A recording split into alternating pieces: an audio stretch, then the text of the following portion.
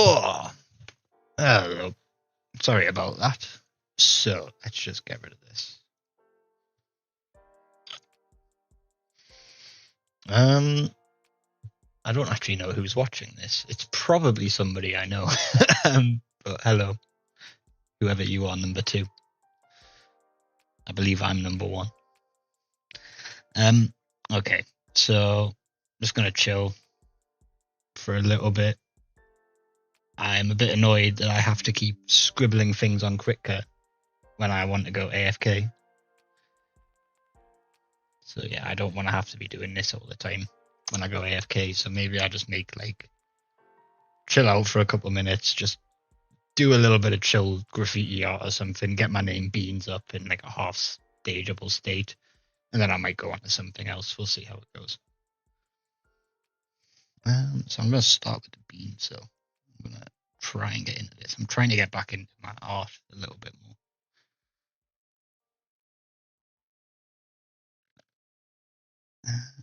This is 3,400. Beans is 5 letters. 34 divided by 5 is about 600 and something. So maybe if we go here.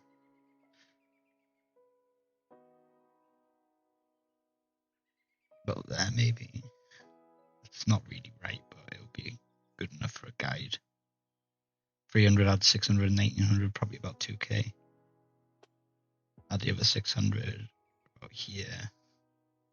1, 2, 3, 4, 5. Cool.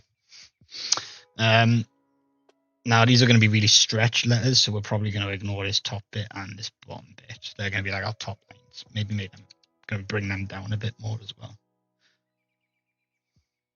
So with graffiti, you tend to, if I just go on a new line, hide it, you tend to have a few different ways that you can do things, but there are actually a few rules you kind of stick into. The first one is most letters or words are built out of 3 lines. Like this. There is technically 5, but when you're just beginning, like even me, I'm not an outstanding graffiti artist by any stretch of the imagination, but I tend to just try and stick with the 2. The 3, sorry. The 5th up here, and these, so the 4th and the 5th are for like extras. So if you were to do an A, let's just quickly do a capital A, and say you wanted this to come down here and do some cool shit down here, or this to go up here. Well, these 2 lines here are for that stuff, essentially. This here, and you'll notice I've done the middle of the A through this midline. So this is your midline. This is where you kind of want the middle of all your letters to be. A lowercase b is like that. An uppercase b is a bit more like that. Obviously not as straight. So like if you've got any midpoints of your letters, you want it to hit this midline. Now you do have artistic freedom with that, in the sense that, if I have the A, if I wanted that midline to actually be down here, I can do that. I could have my A be there and have it be really low, have a really nice tall top. But the B would also have to have quite a big upper half and then quite a small lower half. Do you know what I mean? Everything's got to kind of have proportions. The same with the C. You would kind of want the C to be like up, not really have too much, and then like, I don't know, curl really quickly. Something. Do you know what I mean? C is not a very good example because you normally would probably be here. There's not much happening with a C. I suppose what you could do is you could state that the middle of the C is this bit and try and bring that down. So it would be more like that. But then you run into the issue of being an L if you're too low down. So you got to be careful. Okay, back to Beans.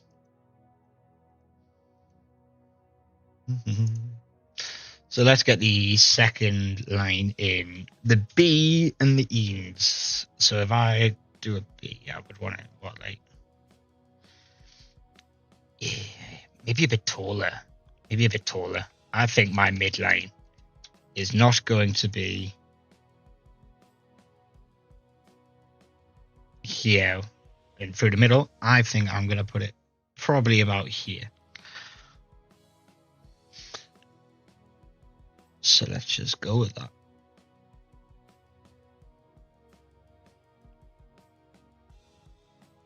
First letter is going to be a B.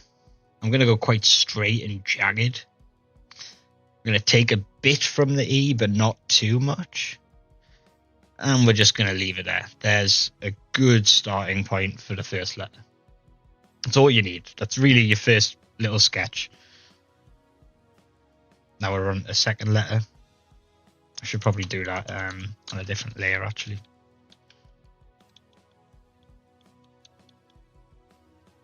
Yeah, so set about here. It's going to be B. I'll be like this. And then just to make things make a bit of sense, like I said, we're going to take a little bit from the E.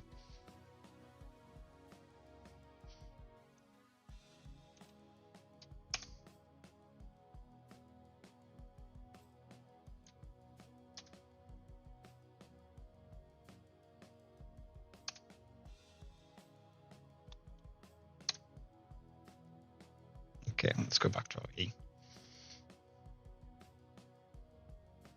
So the E we want to have like this. Remember our midline's here, so the actual midpoint of the E is going to come down there. We're going to be a bit barren down here for our E. So we are going to have to think about negative spacing. Like we are going to have a lot of gaps here. It's going to be something I'm going to need to consider. I don't think there's much more we can do to that E, so we're just going to leave it as block letter. Not going to add too much style to it. The A, we're going to need to come quite high.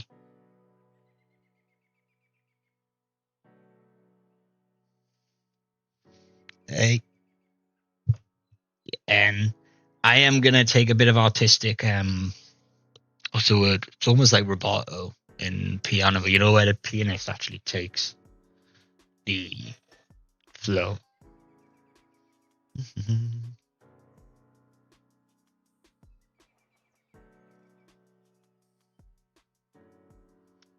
Sorry, I was replying to a message. Okay. Yeah, so gonna go take some more from the S. But then I'm gonna go into the S, and I think my S is gonna sort of hide away a little bit.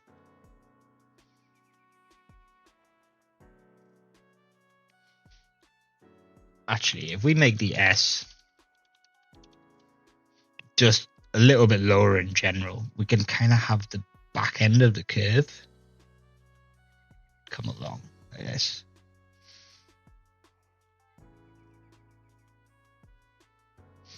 Nice. I'm gonna stay on the S just because I'm here. Maybe get rid of some of this. And now let's go and just add a little bit more creativity. So normally the S curves upwards, so let's just really fuck with that angle. Goodbye. Give it a nice curve, do you know what I mean? Curve it up, which means we're gonna have to come out a little bit more. I think this wants to be more of a straight. And then we're gonna come out. Nice. Okay. So that's a yes. Probably up here as well. Something like that, you know what I mean?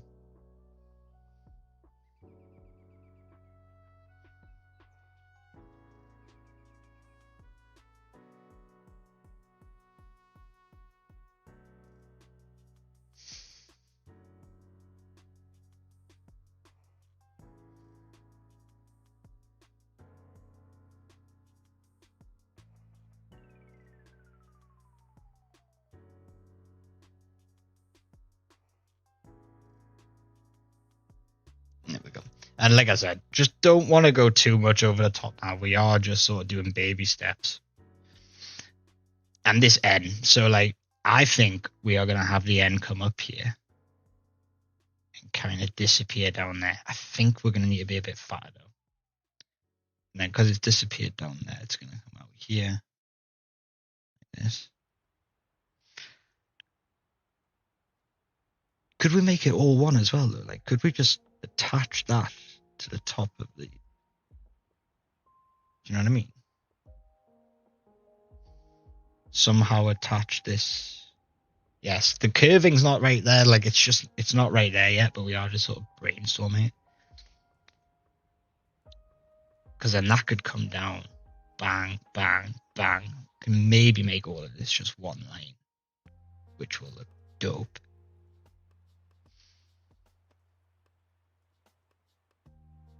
And I don't know if I like this. This might just come more flat now, actually. I'm just trying to think. Everything's going to have one of these tips if I keep it. Or maybe not everything, but, you know, the B probably would. And it's just going to look a little bit too childish and devilly. And I'm also drawing on the S line. So let's go and redraw all this in the end.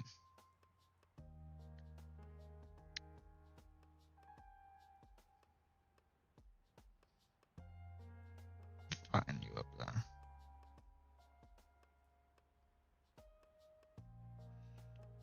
Something like that.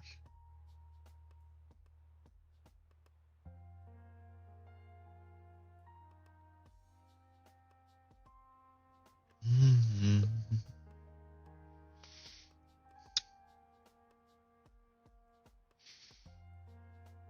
What one sending me things in Turkish? I don't speak Turkish, bro.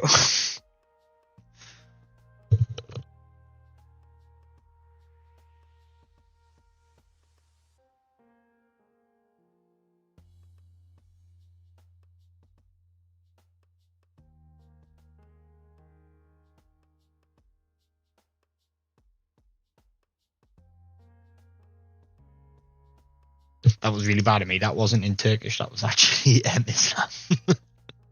So I am sorry, people who I may have insulted. I keep drawing on the wrong layers.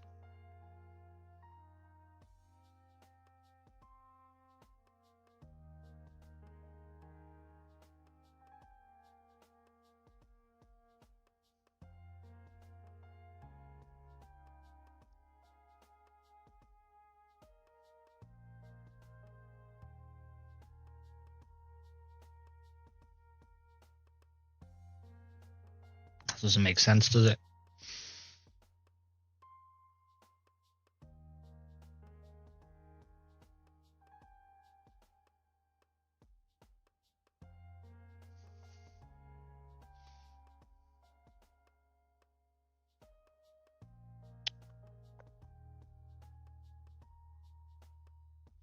But I like the idea of a bit of a flat line.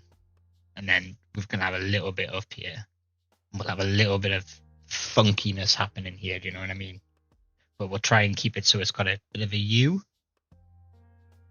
to the expenditure, which would also mean we need to do that here, which means this line will kind of have to go this at some point.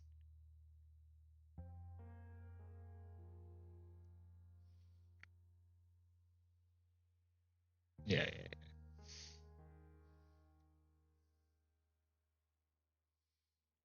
And that means we can take this E just a little bit higher up, I imagine.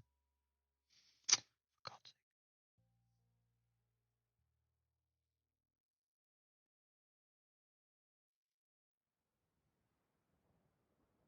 I want this to be chunky.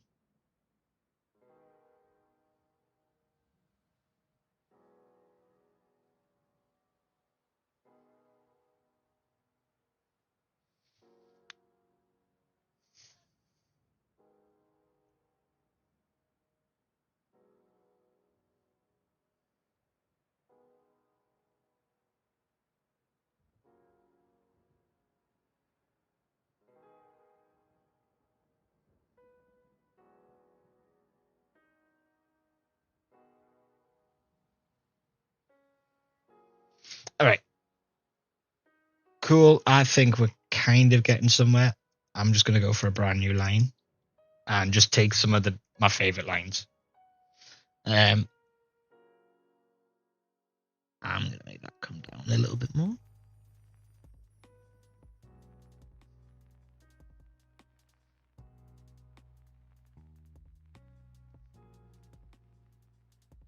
And then I kind of want it to go behind E.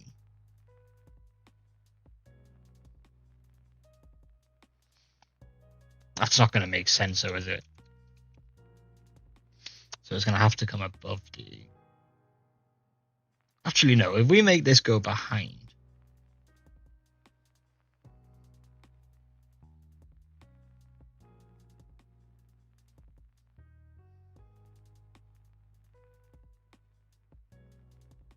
oh, yeah, that's not good.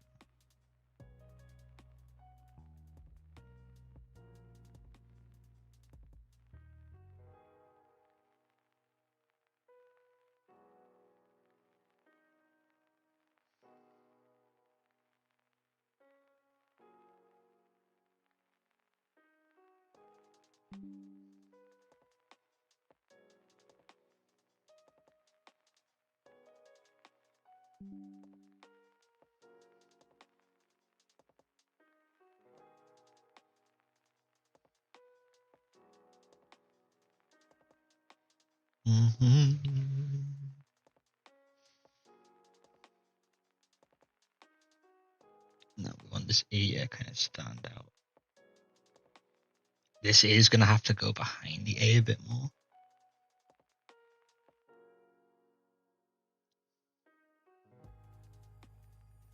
I think I'm going to pull this down here as well. It's going to hide.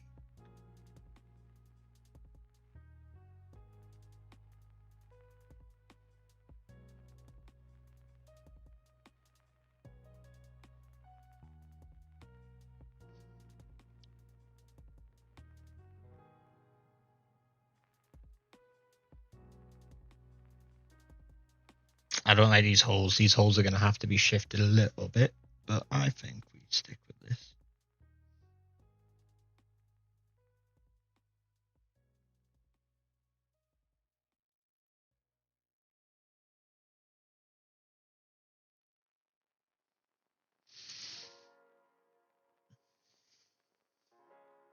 Bring the A up. Really make the A chunky.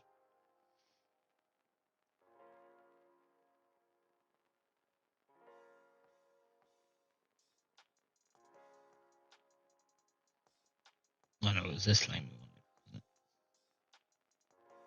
It was tiny hole.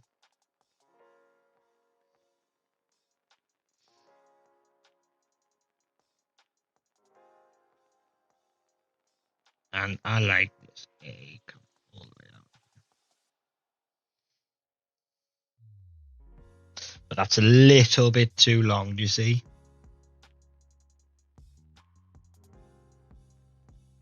Yeah.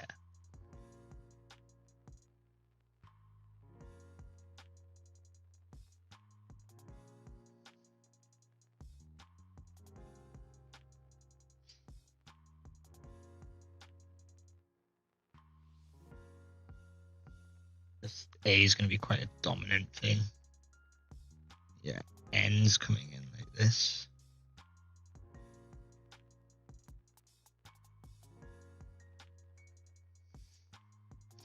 That's going to come up a bit.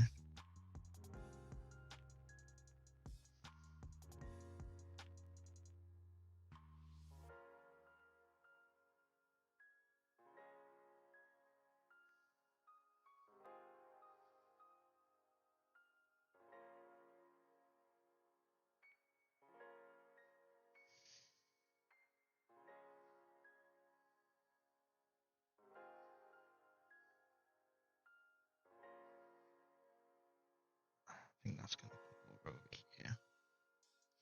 Just so I can kind of kick that out a little bit.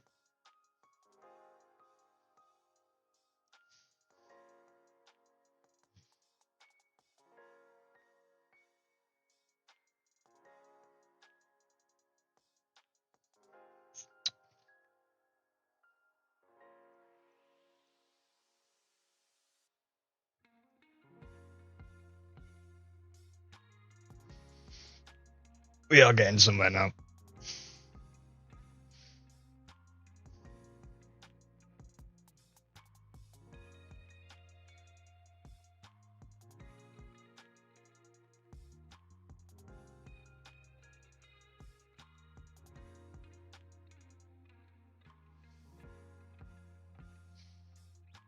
Think about where this line's gonna go. It's gonna kind of intersect here, isn't it?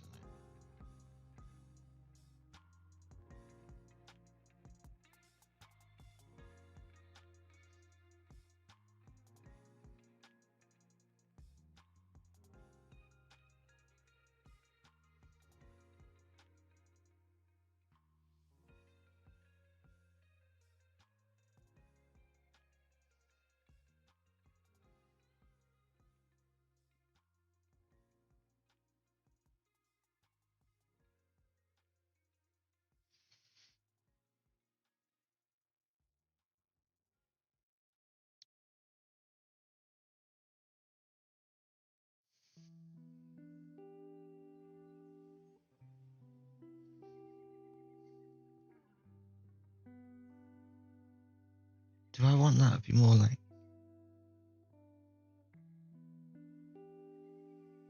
I think I do.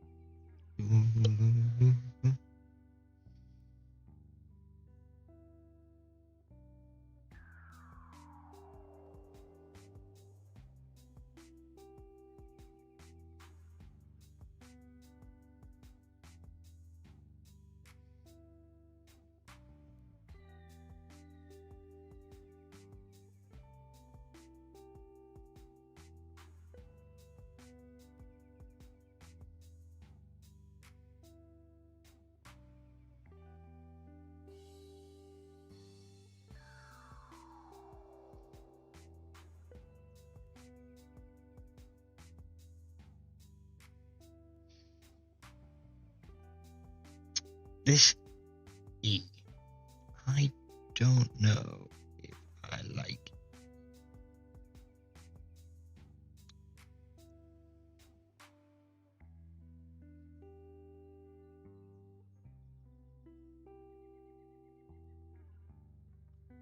Less of an angle, maybe.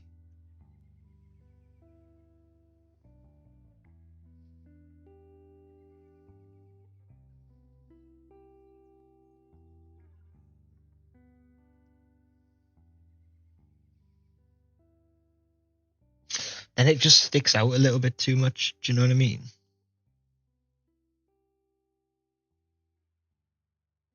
I think maybe I just go for this kind of just.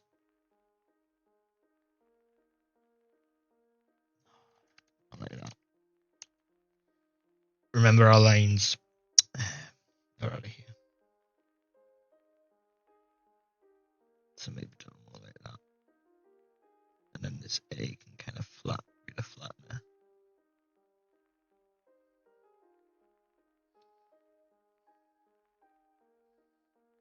Yeah, I think that's better.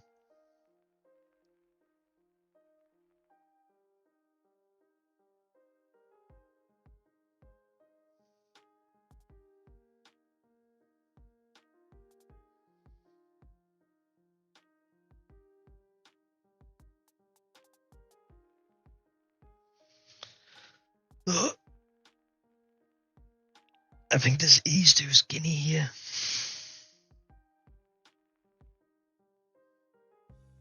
Let me just get rid of it.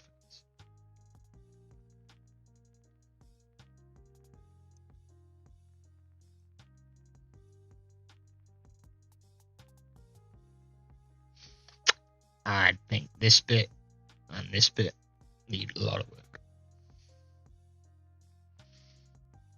And I also think, I don't think. I need to sort them 3 bits out.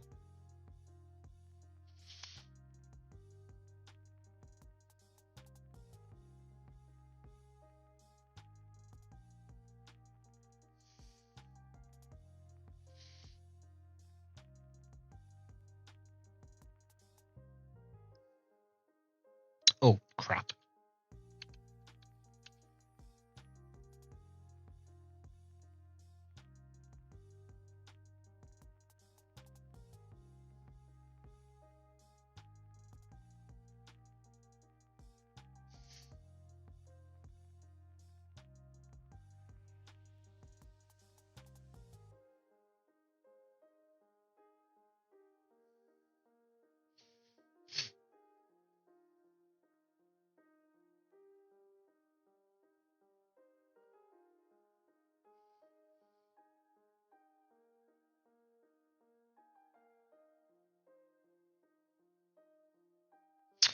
Shit. I've just ripped out my S, haven't I? This went up, down, and then this kind of came back in on itself, didn't it? Because this curved out, came in. More down here, so let's say this.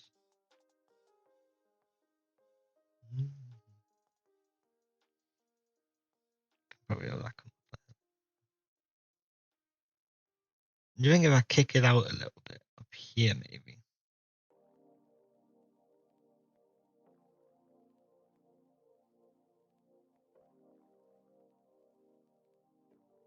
Do you know like this?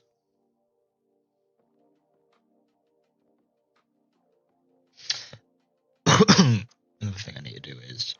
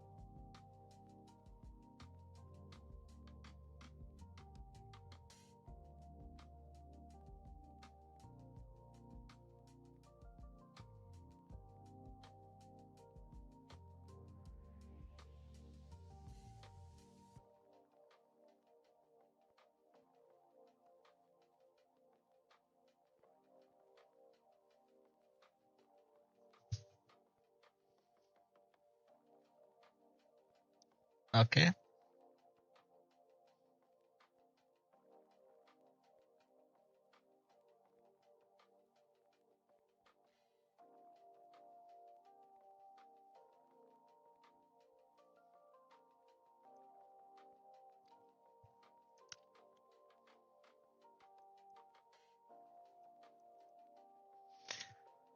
Okay, now let's sort this S out, because this looks nasty right now. This is a big heap of shit,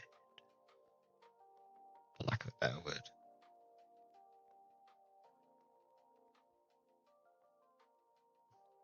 It's gonna come in like this. It's gonna come down, up, and it comes down. So I'm gonna need a line like this to sort of separate the two things. I'm gonna be like this.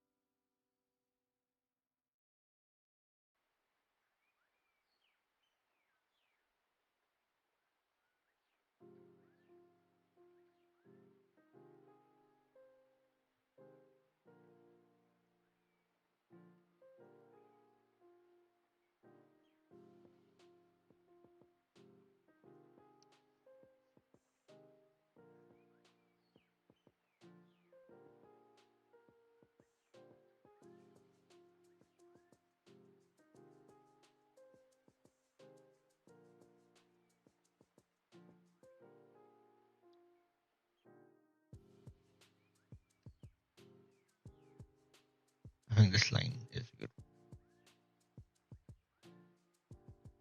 Kind of do it too.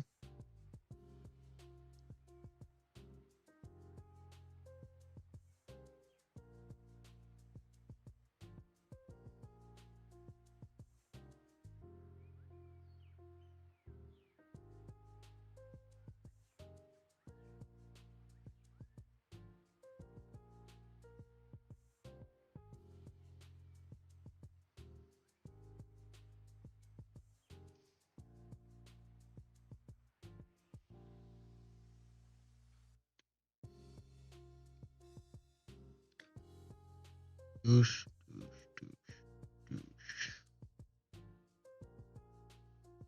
I'm too high.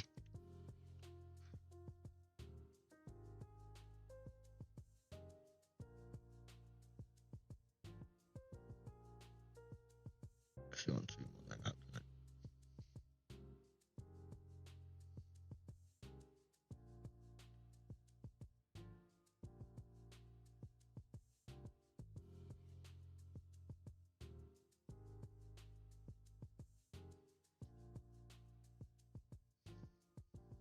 Nice, nice, nice, nice.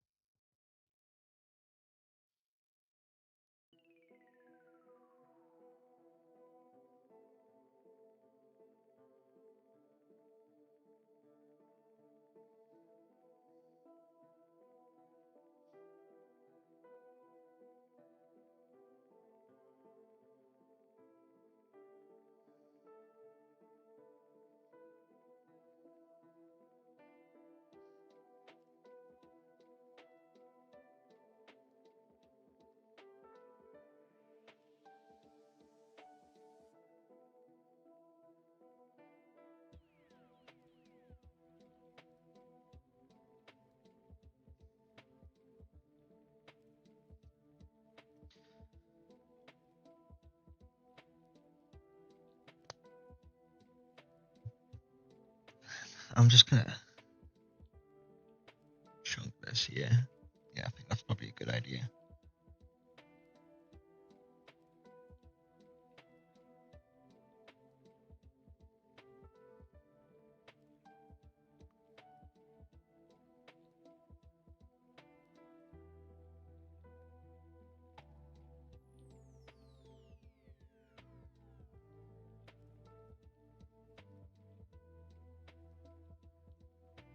Spent all that time.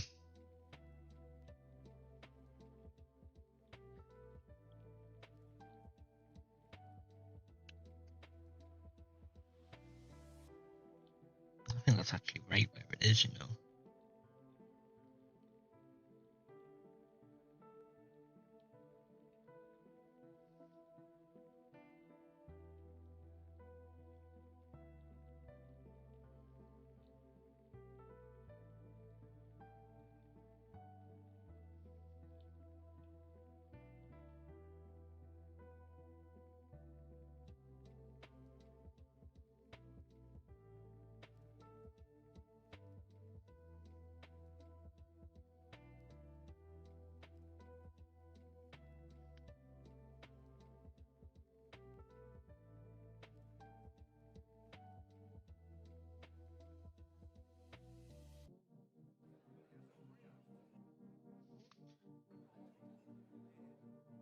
I think if I do that though, I now need to come in here and get some consistency with it all.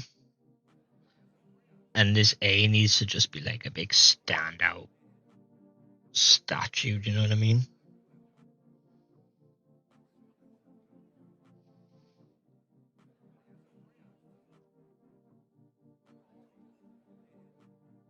I suppose if we do that though, like if we're doing this whole style, like, we just have the B come in like this. Do you know what I mean? And then I just have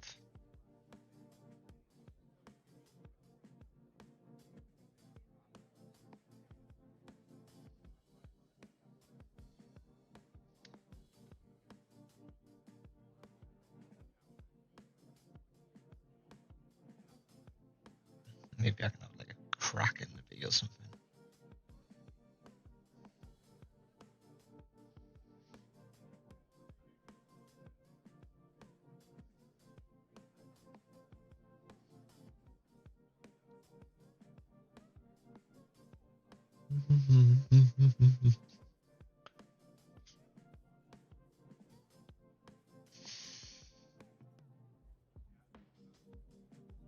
Oh, yo, I forgot to do something yesterday. I needed to join somebody's Discord.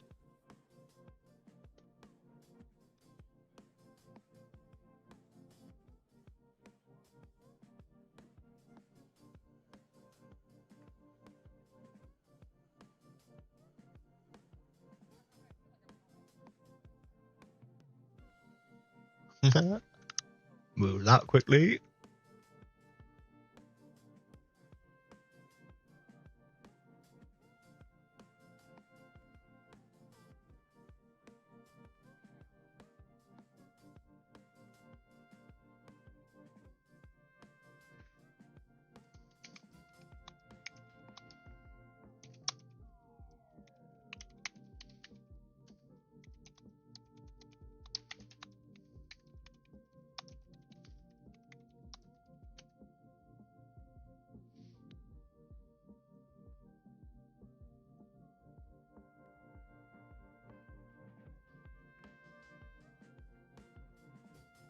Let's look at this at my friend, mate. What is this fish? Pretty chill.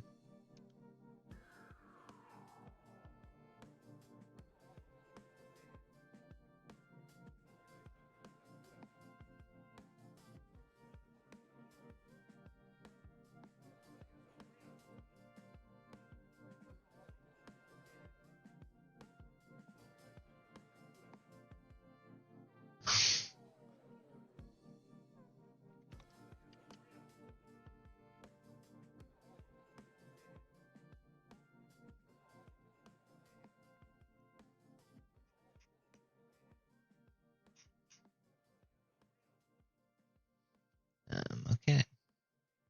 Sorry about that, people. I just had to go join somebody's Discord quickly. Okay. This is just gonna be one line. Right. Now we gotta add some style or something to this, do you know what I mean?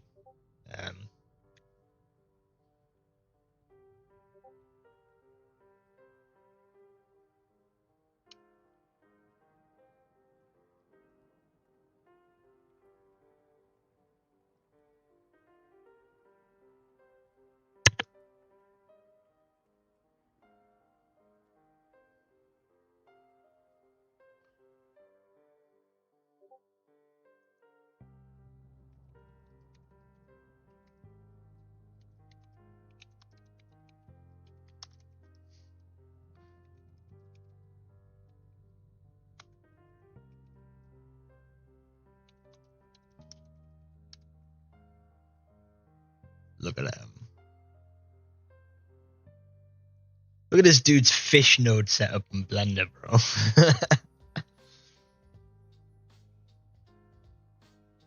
Crazy.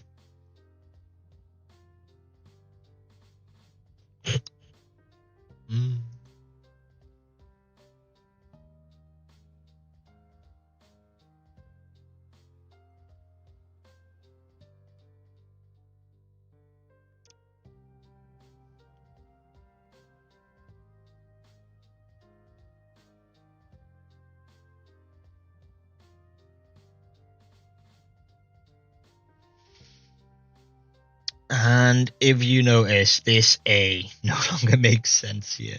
We do need to have a bit of a cut there.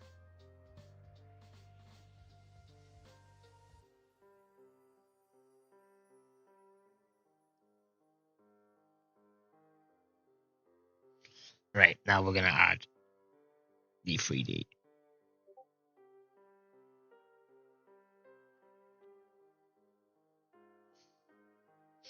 So the way that you can really easily cheese 3D is to copy this layer, paste the layer, grab the layer, shift it like this.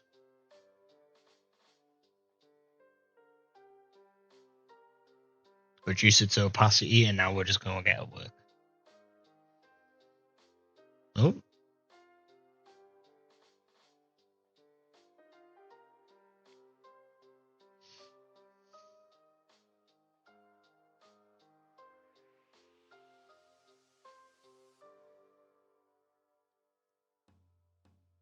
Yeah, so now we're just going to get it work, yeah.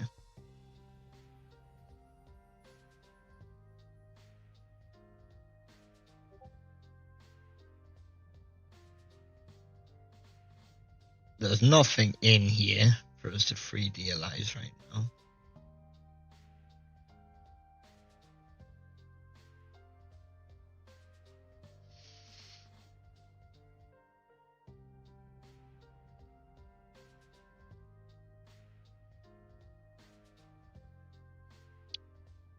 Therefore, most of these lines can just go.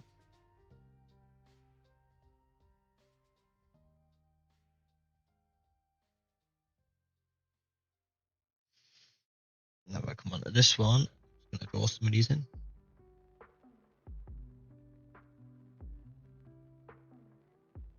No, it's not a razor. It's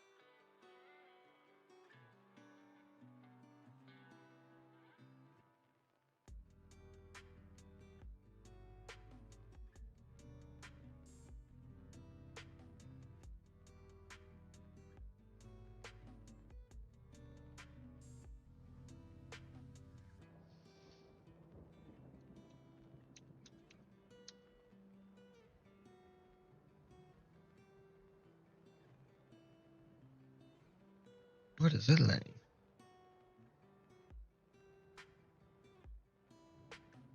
That's the one we connect.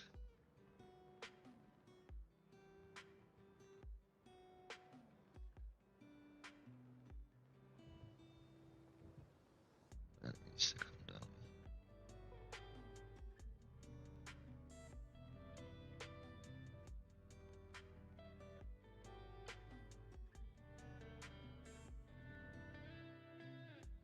Yeah, because that's the top of this. That gets a bit messy in there.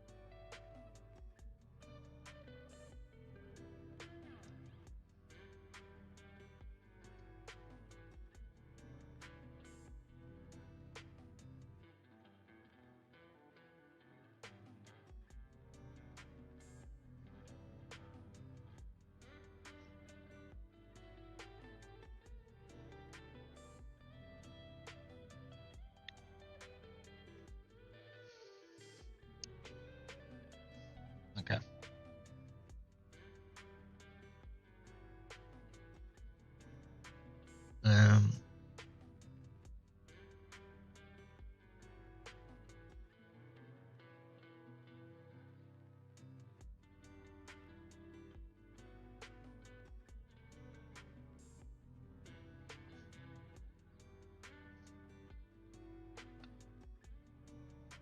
This doesn't make much sense right now.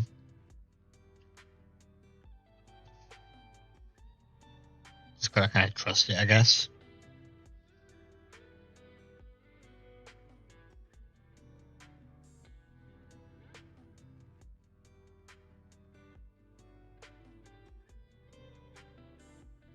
Because your brain just won't allow it to make sense while it doesn't make sense.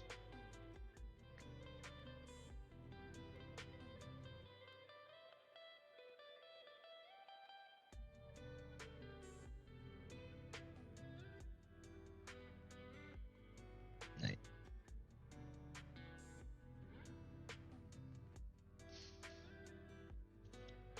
oh,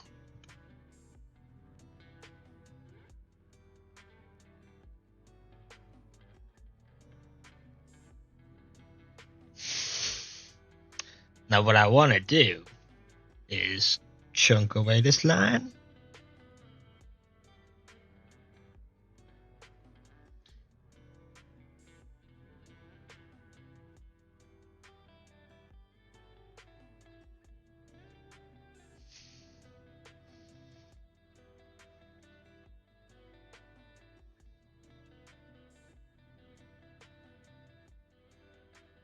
But we don't want that to go all the way to the bottom.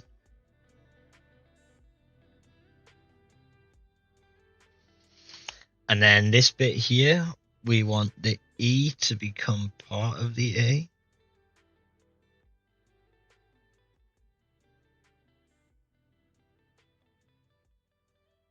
But have the A kind of symbolically be there.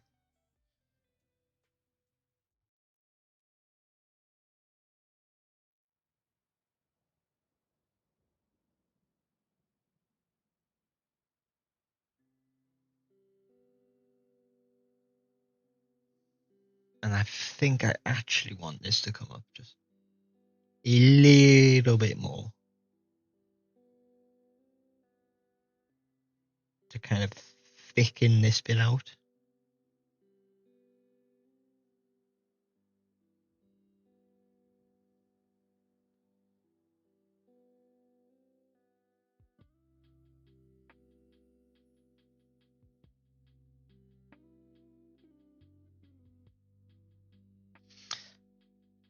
And then we need a way to sort of get the B to come in all of this.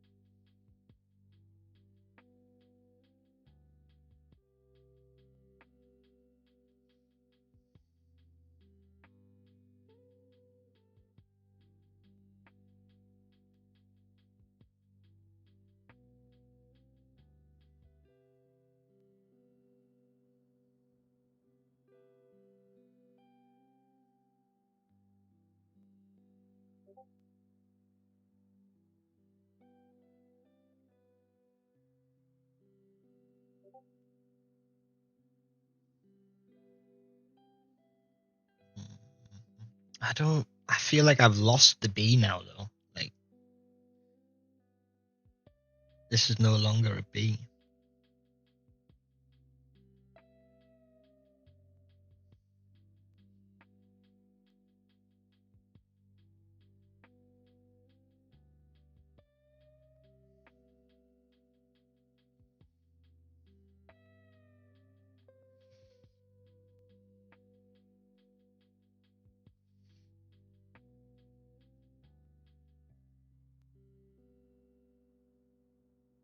I like that though. I do just kind of.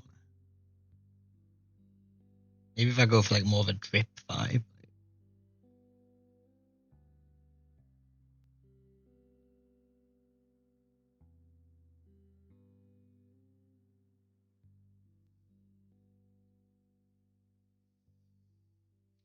I can just have like little.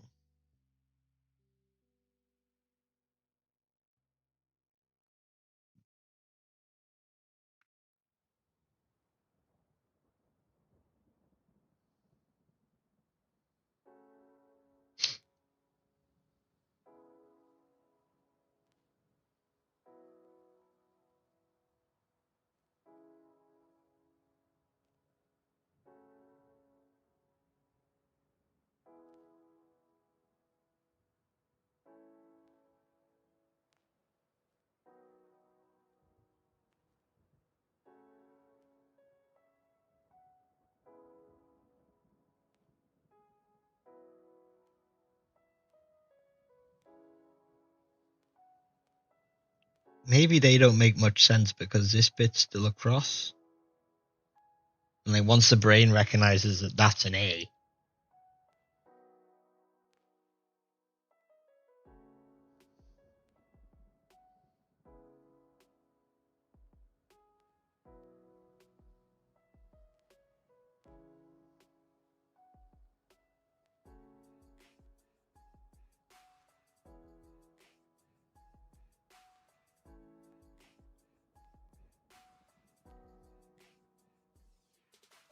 Ah, that doesn't make sense either, does it? Look.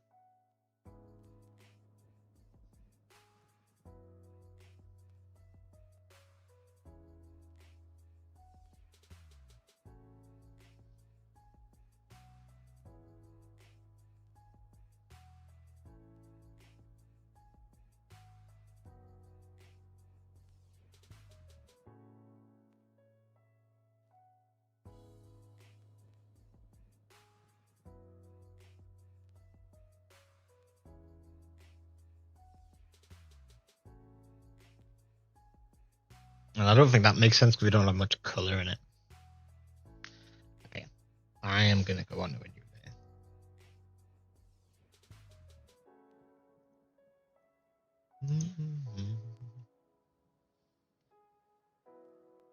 Going on a new layer. And this is all really straight lines, so we're actually going to take a straight line tool. We're just going to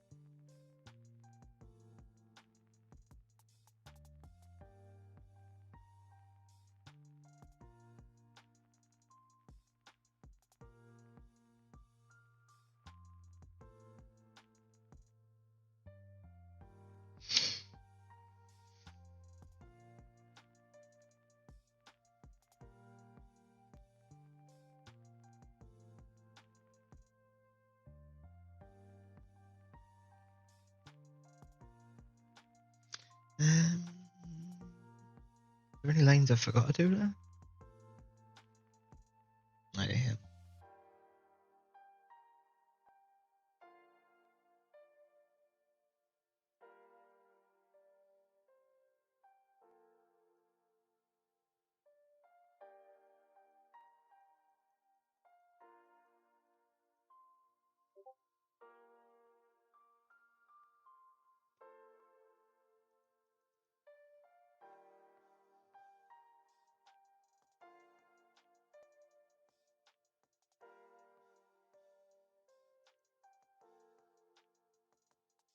Nice.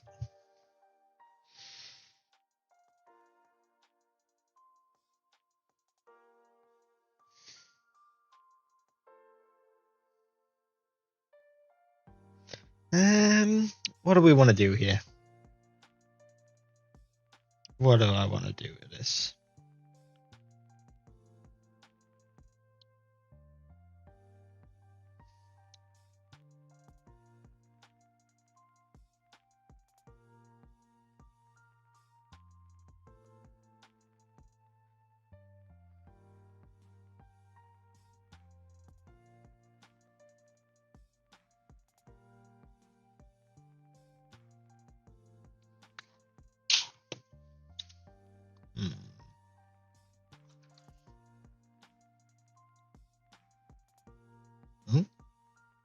Do we just...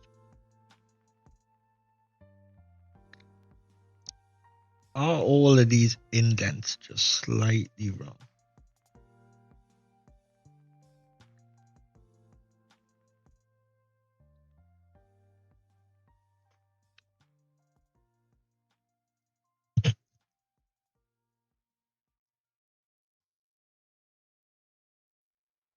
And I also think that whatever we have happen here,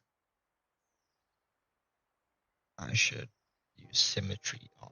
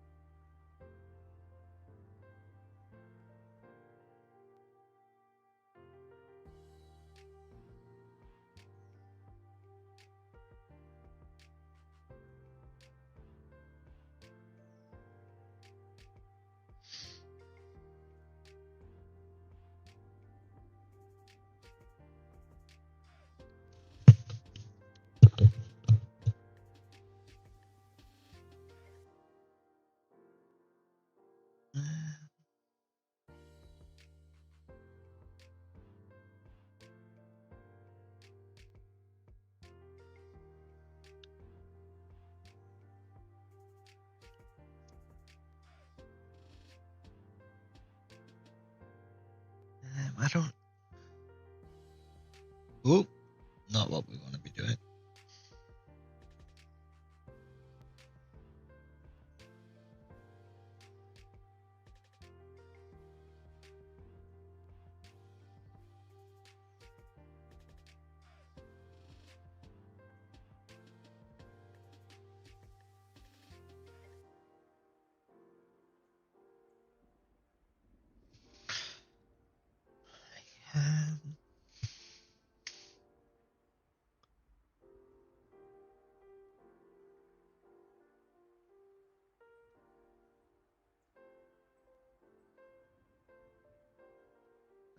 Oh yeah, if we put that there, we also need to... We'll need to get rid of this.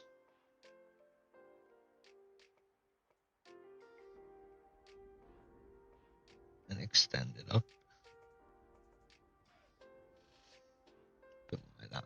Oh my god, as soon as I go off the solids, like the solid lines, that looks awful. Oh my, that is so noticeable.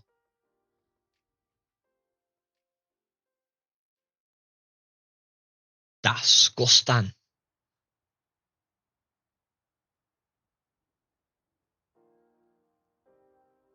Wait. What did I do wrong? No, not really. No color scheme so far. Pain me to see you merge the layers first, then carefully remove the bits you did. I don't know, dude. I got a pen in my hand. It's like my brain was like, oh yeah, just use the rubber, get rid of it, dude. I don't know. It felt nice as well. Do you know what I mean? It's very therapeutic.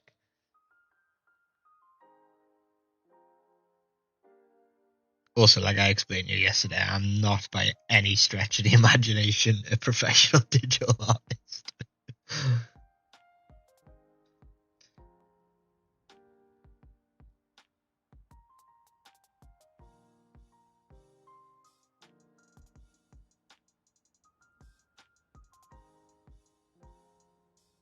Maybe this has to come out as well. Like, maybe this here should just be going out of there. Now we've got more length to work with. Like that.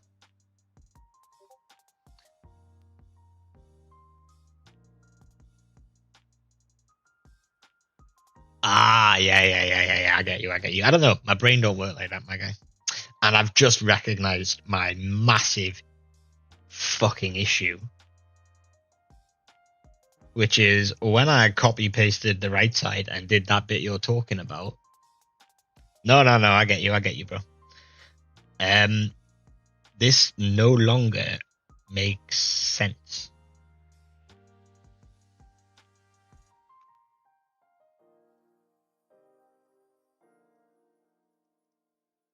Mm-hmm.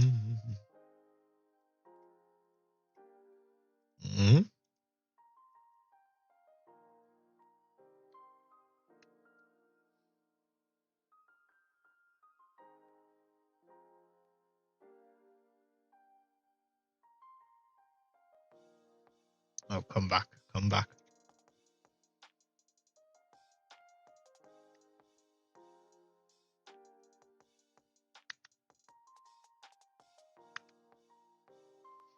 Why can I not grab this anymore?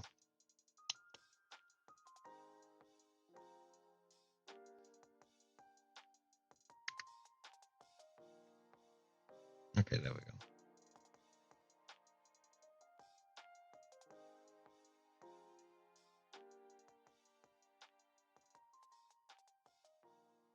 Really?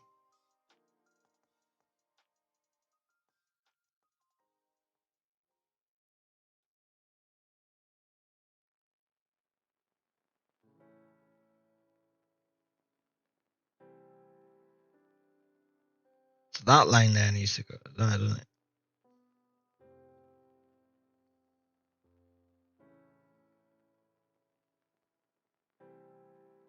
Interesting. I thought.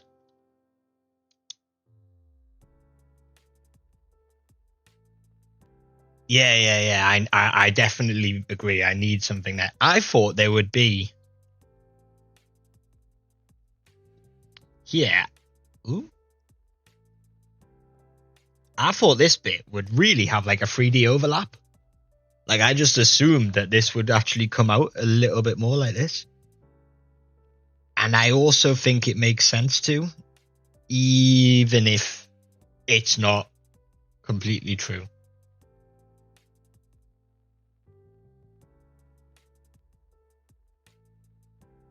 Ah, yeah. You see, you're right. You are right. Look, it's right there. I mean, maybe it's just your eye, dude. You just got a better eye for it. Clearly, I don't. Everyone's got their own skills. Mine is not that. Let's just get rid of you. And what was this layer? Ah, this was the pencil layer. Okay, I don't like you. I also don't like that bloody idea I had. Is this all just perfect? Can I just like imagine, bro? Imagine, watch. I've done this so well. Oh, I'm on the wrong layer. I'm not far off.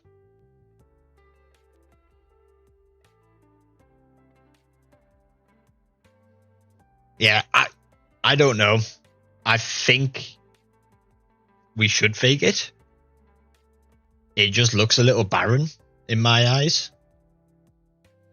But I'm just not like 100% on it. I mean, like, what's the worst that can happen? We'll fake it, right? Fake it till you make it. And if it goes wrong, I'll just carefully get rid of it. So what's this line? Douche. Feels like that. Feels like that.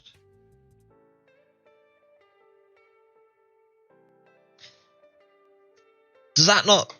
Am I tripping, or does that feel better?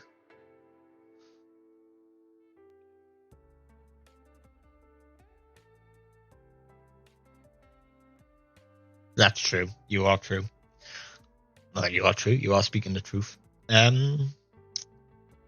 I think I like that. Okay, so I now need to go in and figure out where my gaps are. So there's one.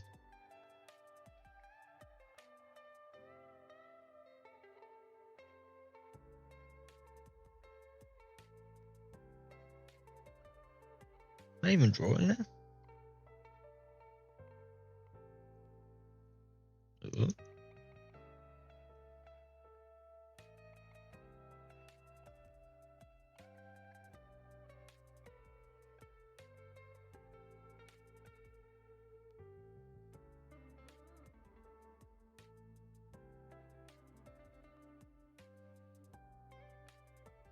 Let's make sure all them bits are like sealed up.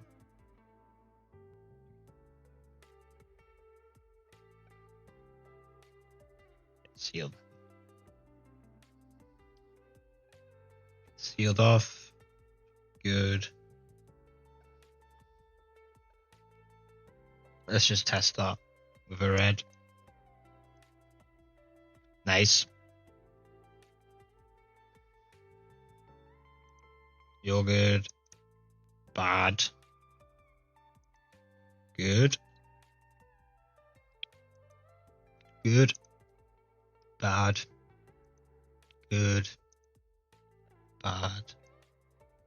Good. Good. Good. We know that's good. That one's good. Good. Good. Yeah, I think we're good. Mm-hmm.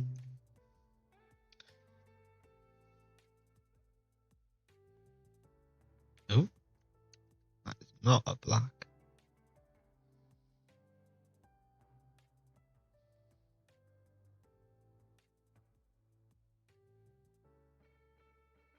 Yeah, I agree. It does need weight. I think. I don't know. It might be enough. We may need to exaggerate it. I think exaggerating it's overkill though.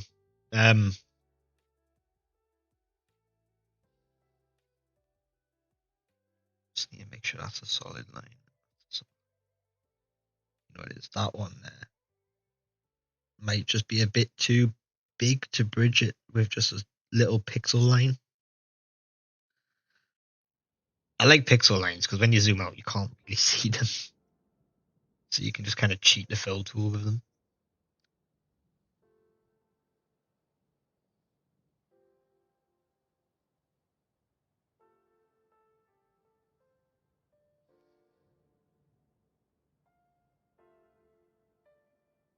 This one as well is going to be a bit too big.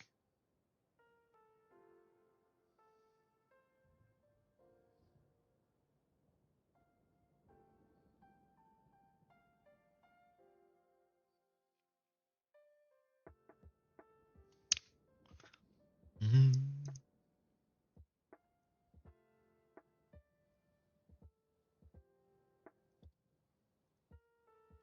Ew. Horrible. You know what, actually, I've got a really good tool for this. Um,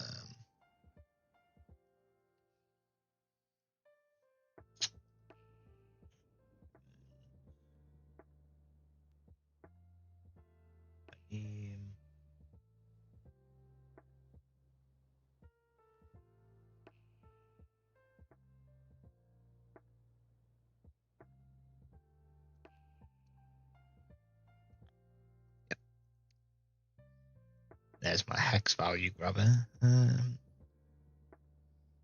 Yeah, this photo. Actually, the Alan Poe ones are pretty sick as well. These are just AI generated, but I keep them around because I actually really like fucking vibe the color scheme. But yeah, the way this works is you just click on, get an image up that you want, click on my little app and then hold R. Move your mouse over everything. And it's not working too well. I wonder why. Maybe it's because of this screen that I'm on. It's not too good for it. But you just get all like instantaneous hex values. But yeah, it's pretty cool. Bottom right corner. What about the bottom right corner, bro? This one? Do you like this one? Is that what you're trying to tell me?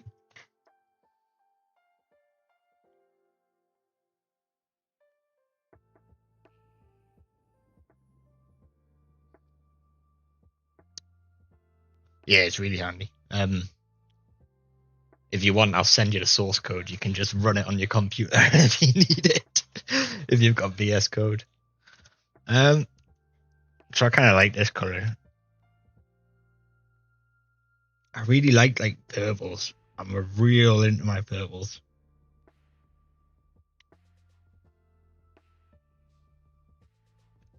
So I'd love for this one. Maybe.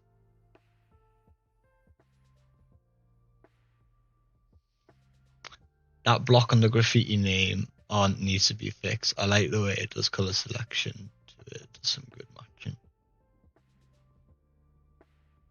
Yeah, man.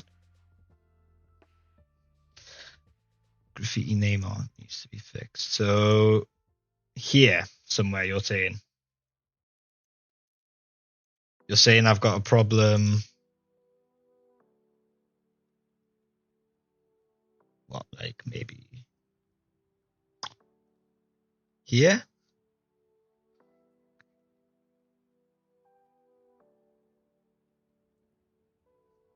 Oh yeah, no, I see what you mean now, bro. Thank you. Oh, you're fucking sharp, dude. What the fuck? Oh yeah, dude, you're good.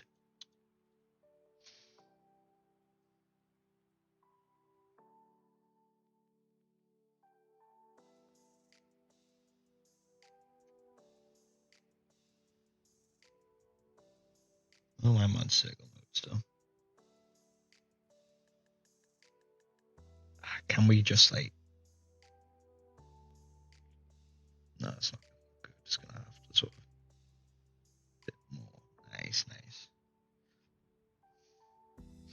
What I need to do, dude, is get like some kind of way so that I know when people are subscribed to give some kind of incentive to actually follow the channel. Like, I know. And we had what color? This one. Can I just get hex values here?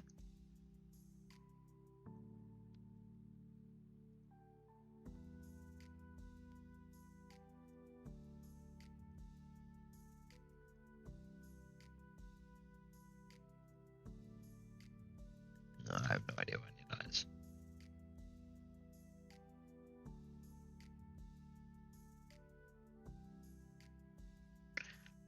Is there not a way for me to just select with Krita? There's got to be, right?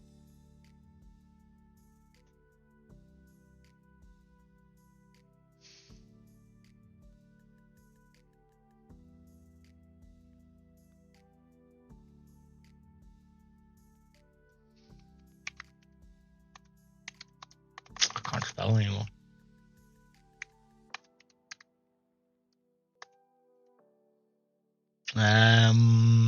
What am I looking for?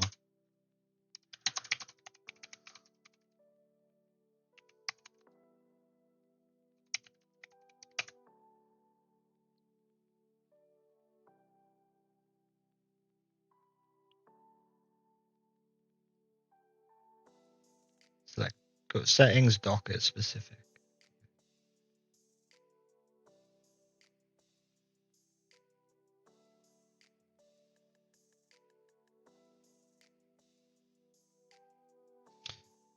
And then what do I do? View the RGB.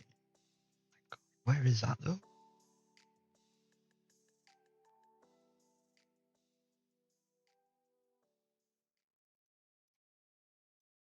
Oh.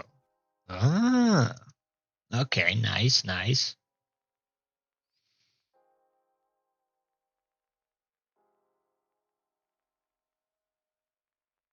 Yeah, let's figure out how we do that actually. But where's my...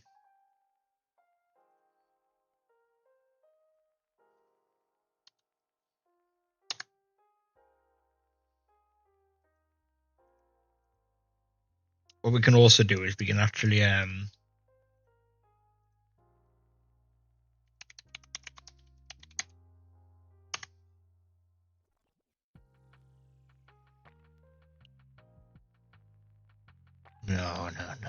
It's got to be away from me. Yeah.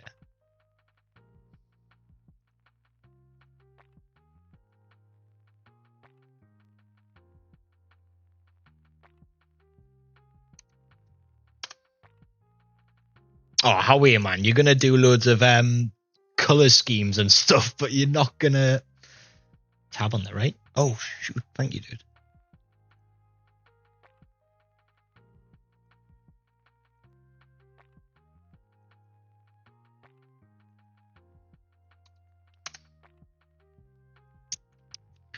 Ugh, this is gonna look... I don't know if I like my color choice anymore, dude. This is gonna look hideous.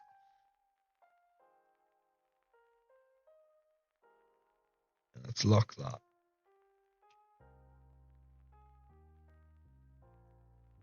Oh, go away.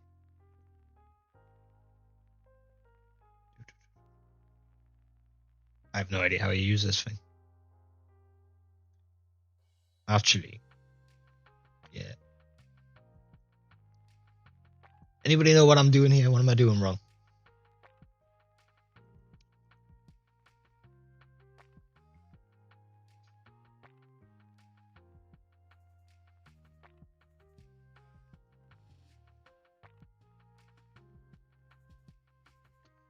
I bet it's because I'm not like...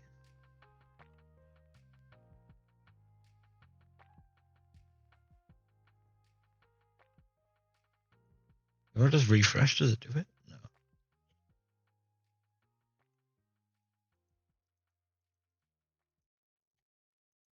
Oh, this website's annoying me now. It's gone.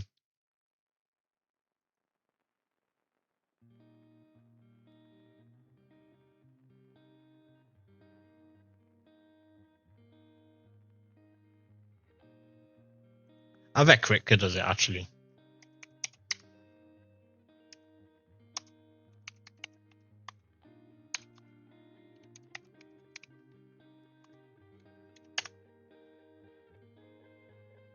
Mine will just...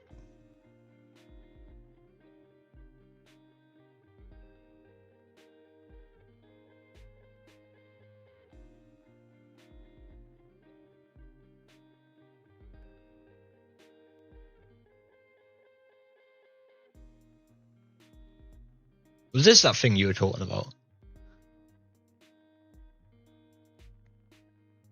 Castlevania from Nintendo, yeah, bro.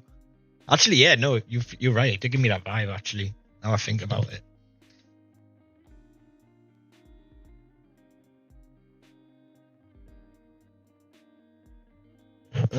I like this, actually. James Gurney's Gamont strategy. You have a circular color wheel, pick 3 colors on the outer edge, and connect the points to form a triangle. Ooh.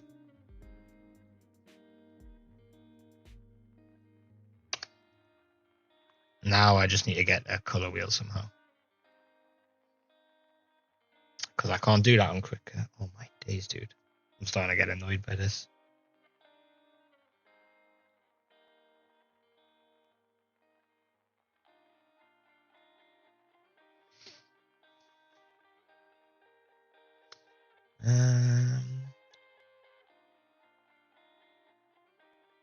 What's this? Give me this.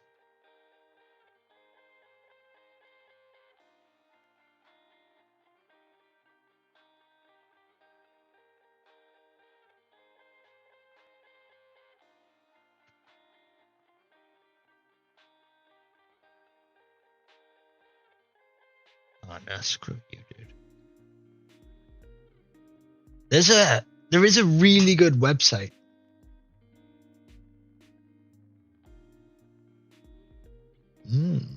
I have never actually heard of the man, if I'm going to be honest with you. Never heard of him.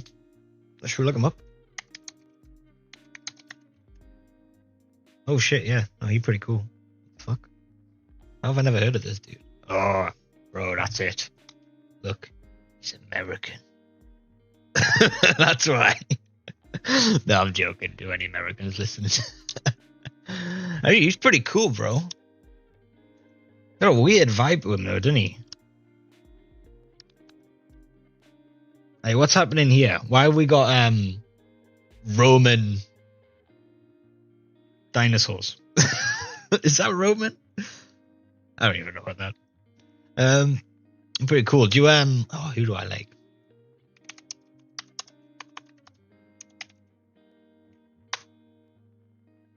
Oh, what's he called? Robert? No. Artist. Lion. Robert Oxley. This guy. This guy's pretty cool, dude. Look at some of his stuff. Like, I don't know what, like, I like colors. Oh shit, that's why it was loads of dinosaurs. Okay, that makes sense to me. Yeah, bro.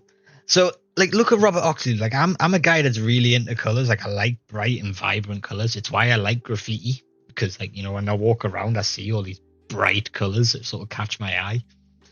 But like, this guy is just, all his work is just like, to me, it's just amazing. Like this, bro. It's like fucking insane, dude. He's so good. Look at my guy.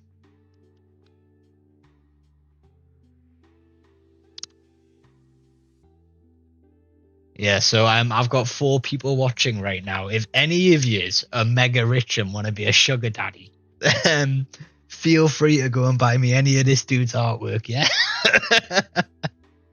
No, I'm joking. Don't actually do that. Keep it for yourself. What the fuck? Yeah, pretty cool. Okay, let's get this up. I need to read this readme a bit more. How do I install it?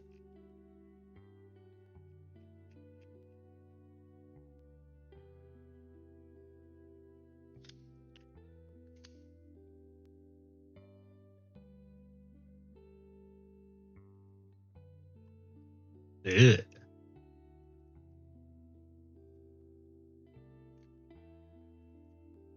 What am I actually putting on my computer here? Just give me 2 minutes, people. It's an LSD vision. Yeah. Oh, obviously no harm in asking. Although I did lose a viewer, if you've noticed. We were on 4 and now on 3. One of us heard me say that, and oh, what a cheapskate, I'm off me.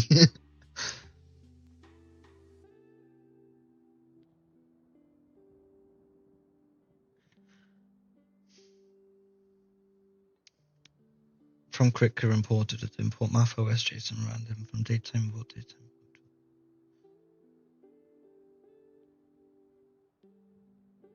Okay. Sets up the big class for the Docker widget.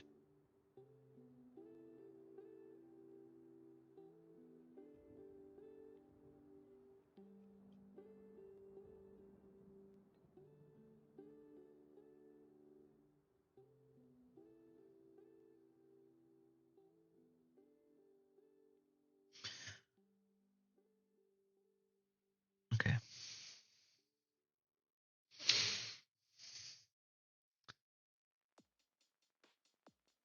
For scheme and self scheme. Self.combo.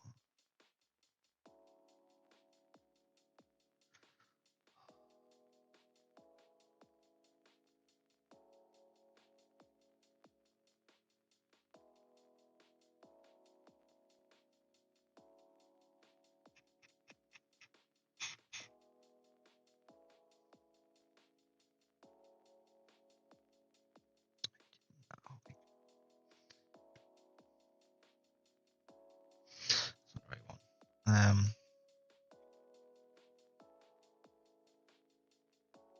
Anime shade picker. What we doing here, my guy?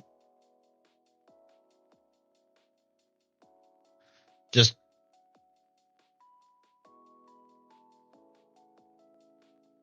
Oh yeah. I got that, bro.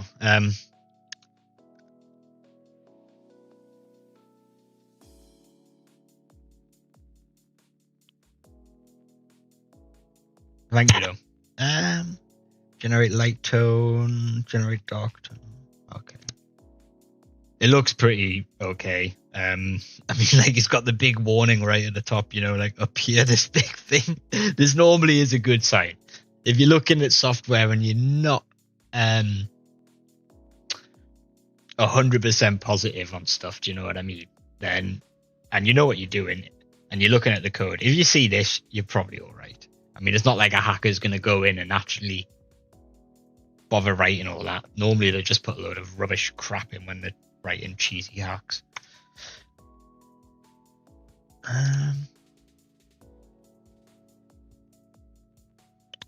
But yeah, I think I don't like the idea of this thing and the way it's working, because it's just got defined schemes. Oh, really? But to me, it just looks like it's got defined schemes, so it's not really going to be that helpful at me when I want to pick from a certain color. It's going to be helpful if I had no idea. But I mean, like, where did I put my cool shit stuff?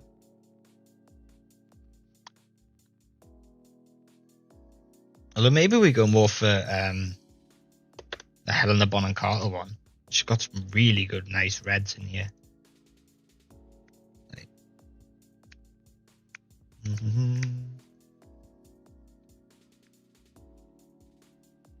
You're not working. Give me 2 seconds. Yeah,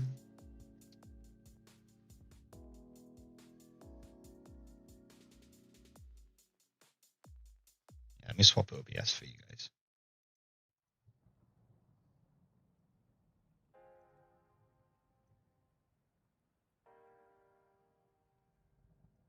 There we go.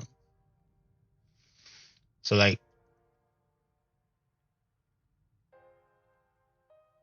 I don't know. This one here just seems to have a bit more. Oh, really? Oh, shit. We may have to look that up more then. I don't know. Maybe it's not the right time to do it right now, just right on stream. Go looking around all that stuff. What I think we do is we just pick. And I think the issue we had with the Poe one was they're just a little bit too dark. Graffiti, like I said before, I like colors. I want vibrance. Do you know what I mean? I want, like,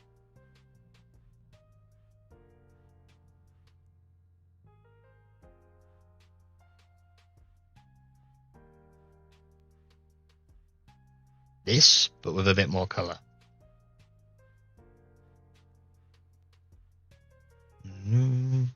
Oh, yeah, you guys need to come back as well.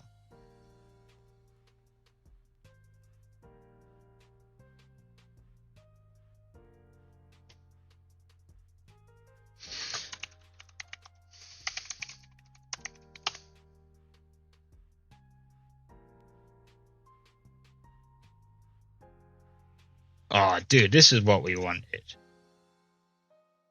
Oh, I think we found the website, bro. Anybody wants this, but it's that mycolor.space. Oh, my days.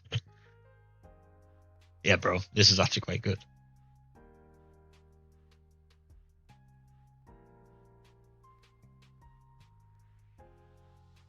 So, where's my quick color gone? We're here. We've got one.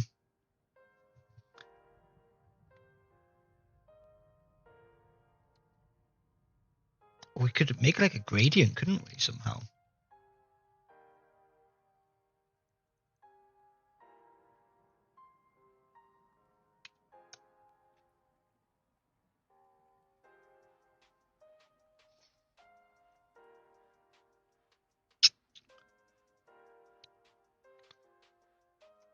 Anyway.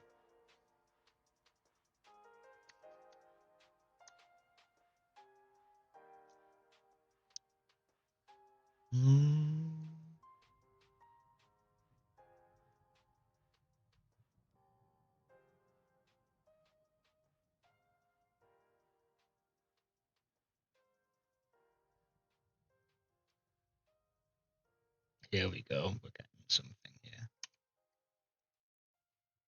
Oh. Ew, lordy da. Crazy how similar that is to the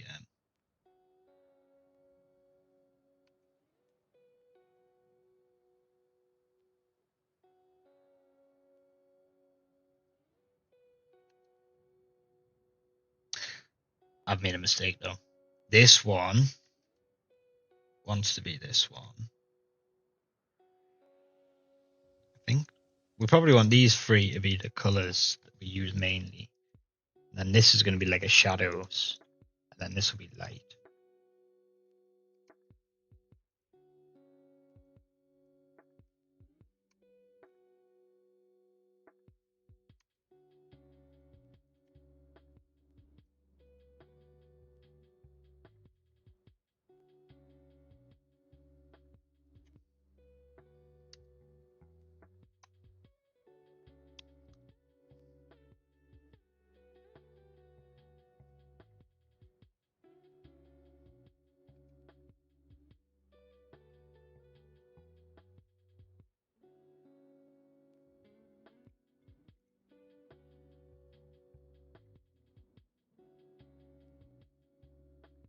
Mm-hmm.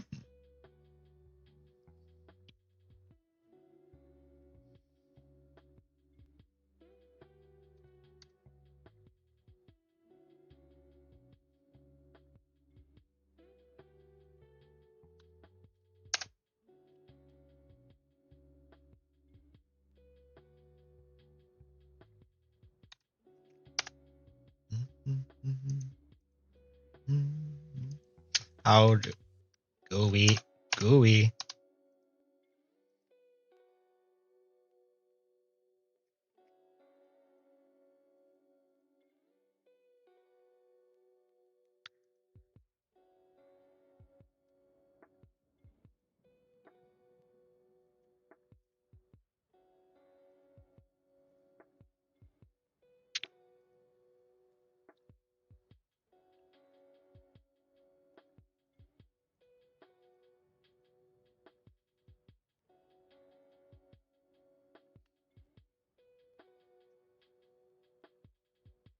Mm-hmm. I didn't realize what I did.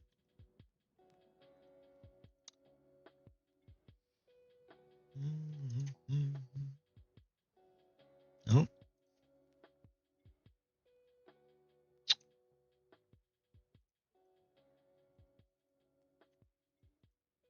All right.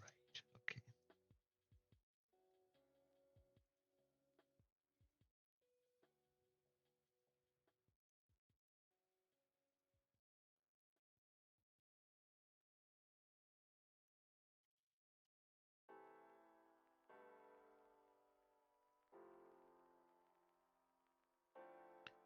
Mm.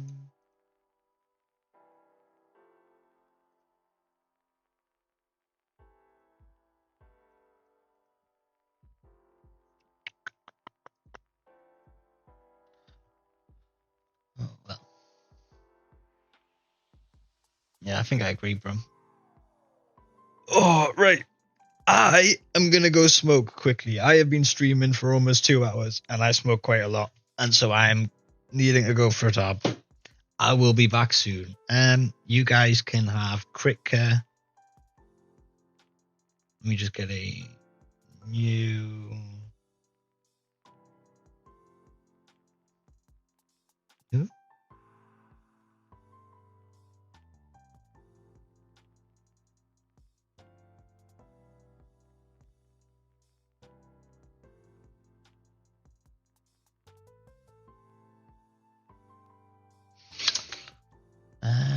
And then let's just give you something to watch in the corner, maybe.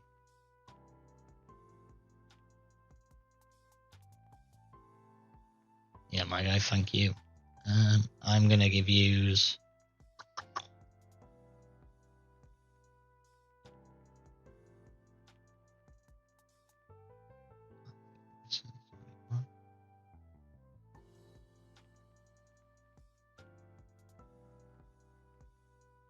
Ooh. Actually, not that one. You just can get this one. Nice. Yeah, okay, you can have that. Then if I go in here.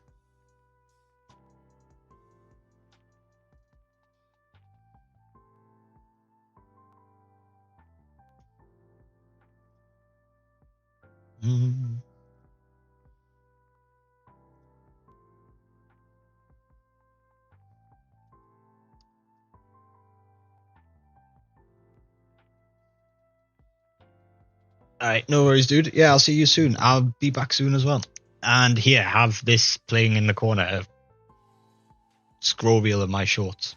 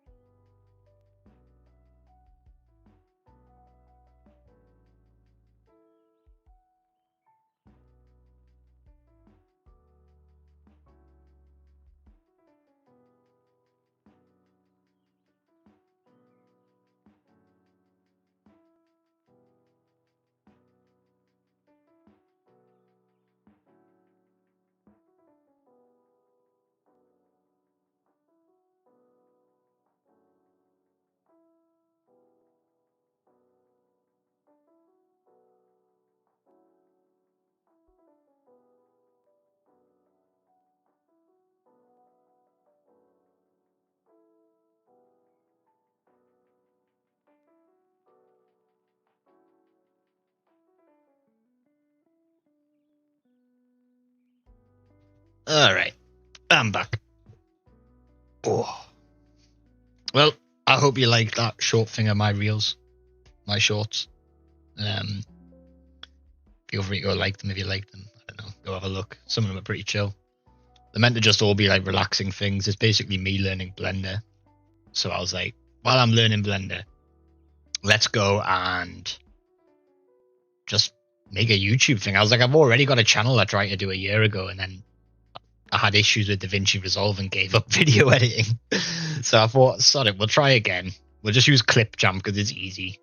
We'll throw things up there and just see what happens. And here I am.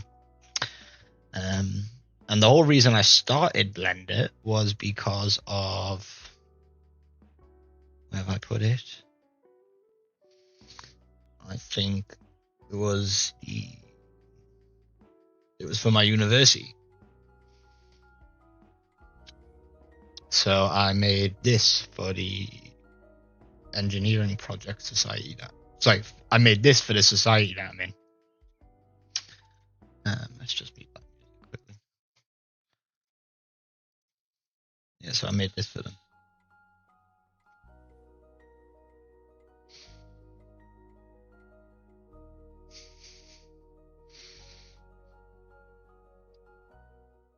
That's how I got into Blender.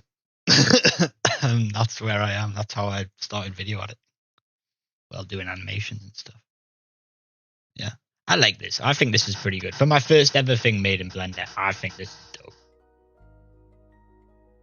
Yeah, I think this render's got some artifacting that I did manage to get rid of, but yeah, looks sick. Anyway, back to Krita. What was I doing? Oh, yeah, I was saying, get rid of half of these screens. I don't need them anymore. I don't need the koala either.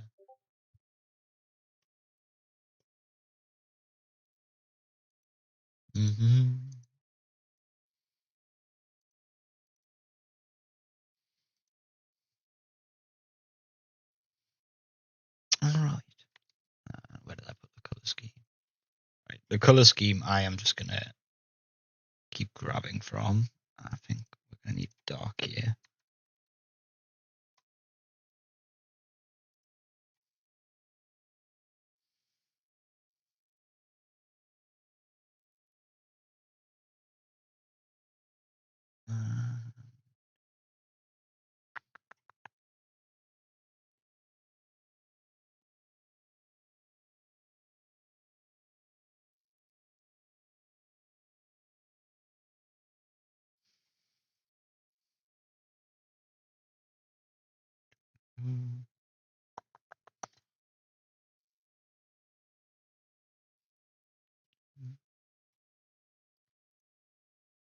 Did I get that right?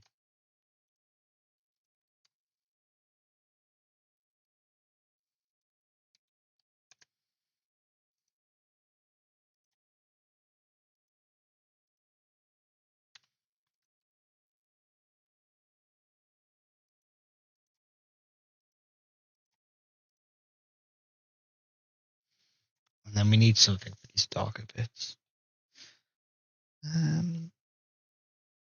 I don't know if I'm feeling that actually. I think I'm going to leave that for now and return to that tomorrow after I've not looked at it for a few hours or a day and see what I think. It's graph. Put that in the wrong place. Right. Let me swap the stream screen. Let me get you on the main one.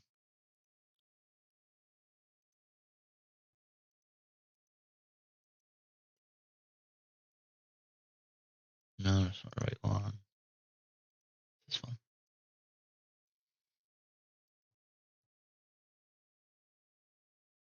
Go.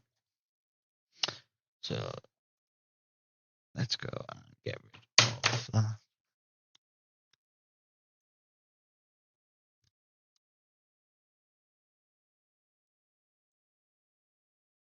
There we go. So yesterday on Blender,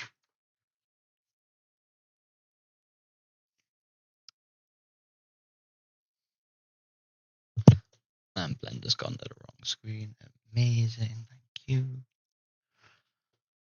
On Blender.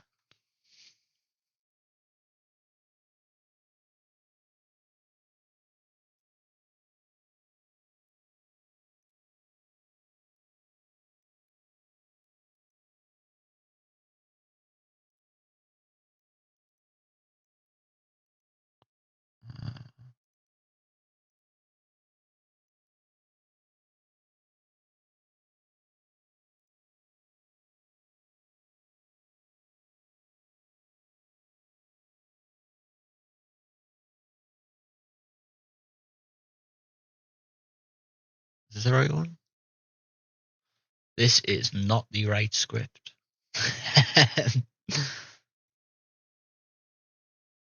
Green, yeah, maybe, dude.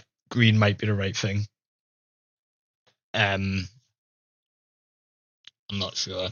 It.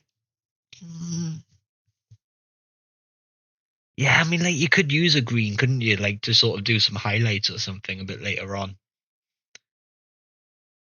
I don't know. I lost the feel. Like,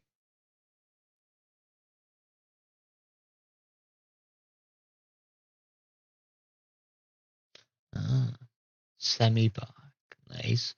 Do you grease pencil? You can do really nice too. No, I don't use grease pencil, bro. I'm actually quite new to digital art. Where is my? I was showing Harpoon yesterday.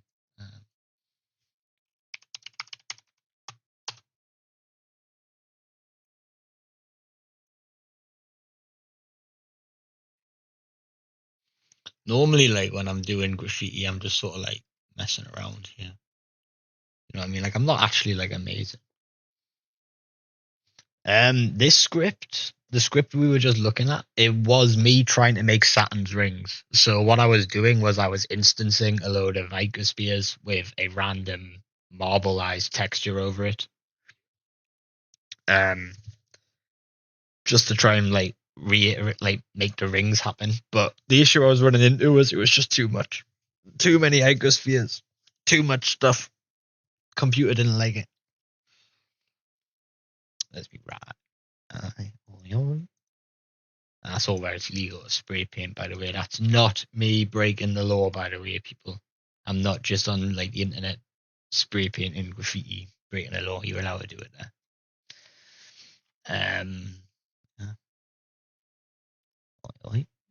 It's back. I love drawing that eyeball, dude. It's so satisfying. Pretty just chill stuff, do you know what I mean? Some Marcus Aurelius, if you like Greek, and a bunch of rats. Some weird like Banksy stencil type stuff I did ages ago. Yeah. So like, yeah, been into graffiti for a while. I know some people that are really fucking good, dude. What's he called? Doodles.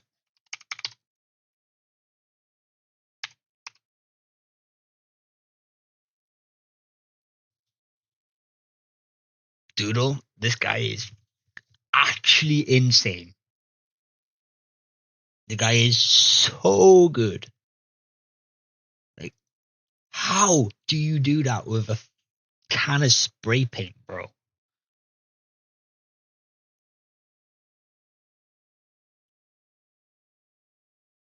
Like, dude, I can't even draw hands at the best of times. This guy's out here with a can of spray paint. Like, the only thing to me on this that looks a bit off is his fingernail, but I cannot judge a man because I cannot do it.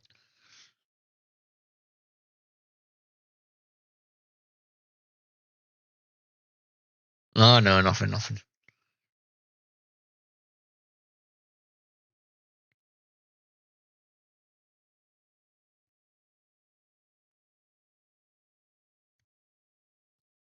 You guys are so good, dude. So good.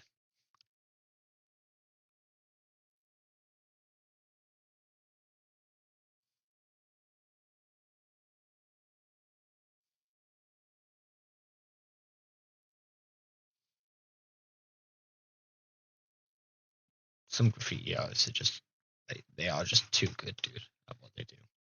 Like I just don't know how people are that good. Um, who's another good one, Mad C?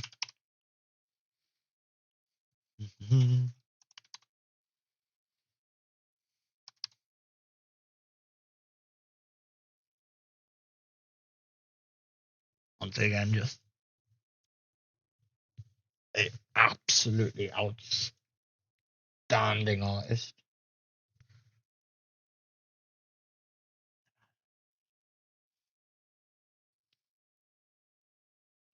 It's just beautiful, bro.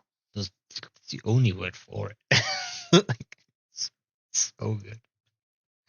I'm so jealous. How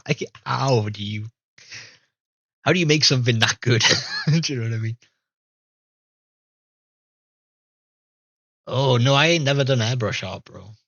I ain't never even looked into what like Warhammer type stuff or more like airbrushing paintings. Do you know what I mean? Like modeling or because I've done a bit of modeling, but not really much. Do you know what I mean? I don't know. Dude, I'm just in love with Mad C's art.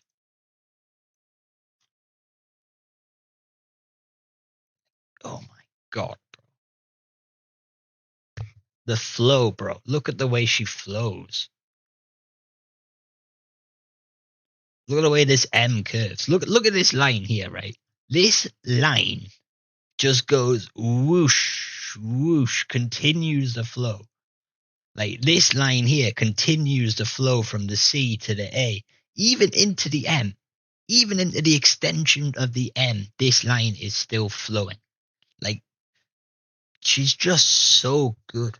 I can't get over it, bro. Like just as if you do an artistic analysis of this work, it is some of the best art you will ever find. It is incredible. Like, oh, lines, the way it all works, the way your eye flows through the piece. I can't. I'm so jealous. I just wish I could do it. Do you know what I mean? You got any names for me, bro? I'll look some up right now while we're on Instagram.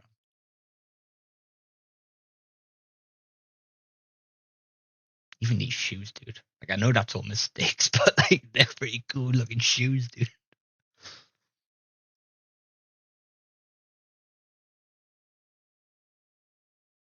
Oh, dude, like,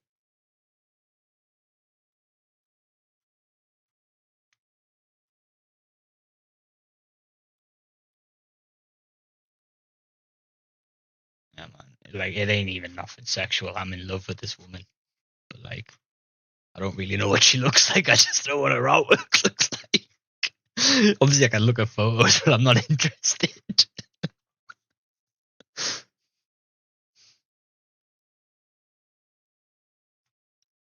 Yeah. You say airbrush though.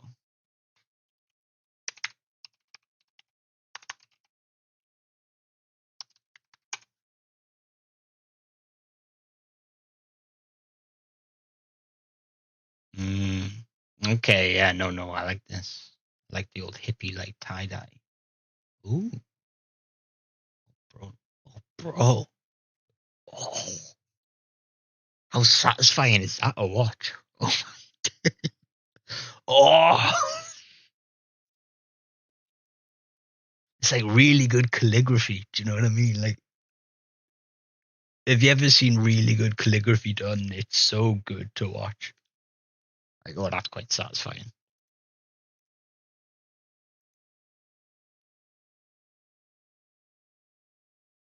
Ooh, what's happening here? Oh, that's a bit. Like, I'm into surrealism, but that's just a bit creepy. That's like trying too much. There ain't no way that's an airbrush, dude. Ain't no way. It might be.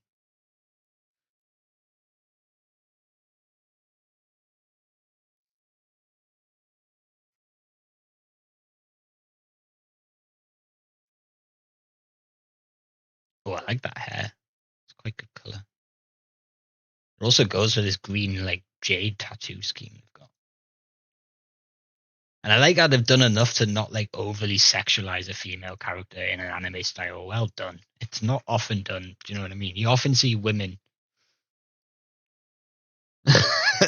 like, but whenever you see women in anime, like so often they're like grotesquely sexualized. It's horrible. But like, it's nice to see someone like just draw a female character because I don't know. Yeah, especially on Instagram, dude. There's so much just what's the word I'm looking for? Smuff, something like that. Bro, it's crazy. There was a what if it was a YouTube. I subscribed to this YouTube channel recently. Was it on YouTube? This, no, it's not you. Yeah, it's you. This person, bro. This Tilak HDR, right? Out of nowhere.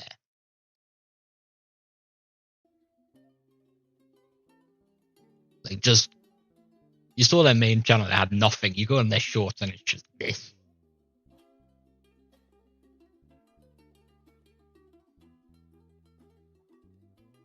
Yeah, exactly, bro. They're not objects and it's horrible sometimes.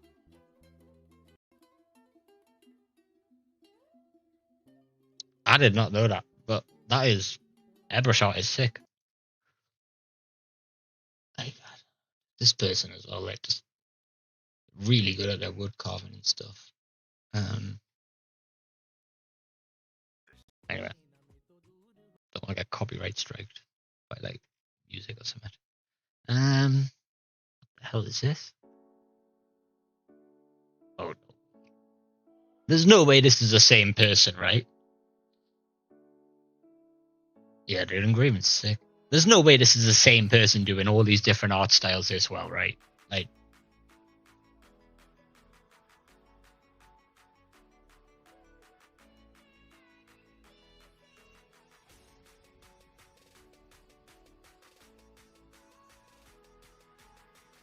oh gee, them oranges look sick.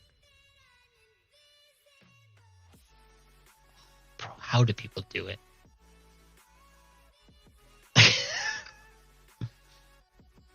Oh, do you not? Oh, that's quite good then. I don't even listen to this as well. Like, that is dope.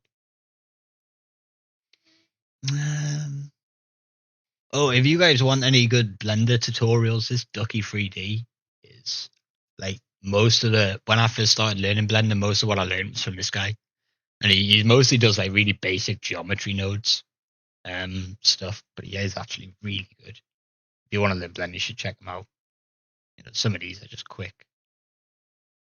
And you'll notice that I have done pretty much half of them. Polyfjord as well. He's got a. This is like 15-minute tutorial. Makes like this robot. Looks pretty cool. Also, another really good channel if you want some quick tutorials.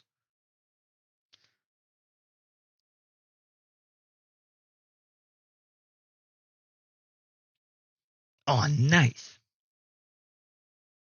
Wait, really? Am I not?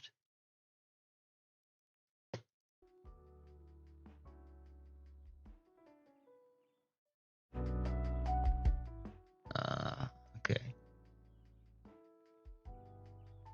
I think that one will output for me. Anyway, I can't think of any more artists to look at right now. Apart from Yule, if you like graffiti, my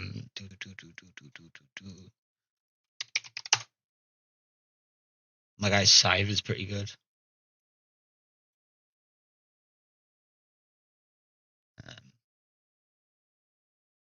He does a lot of dope work. And obviously you've got the artist block. I think most people know this guy.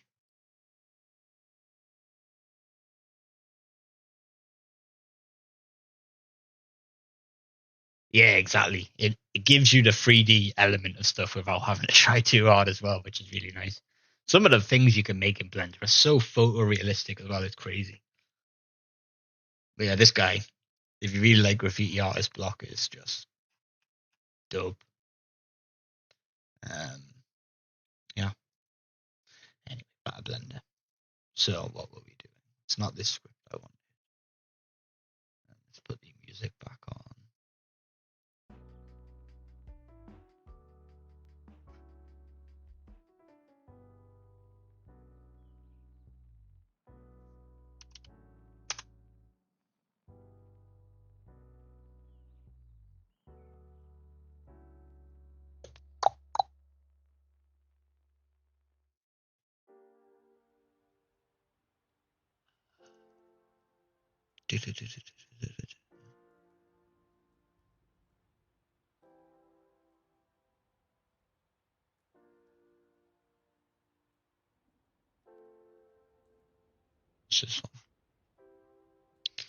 So what I want to do in Blender today is I want to work on this script,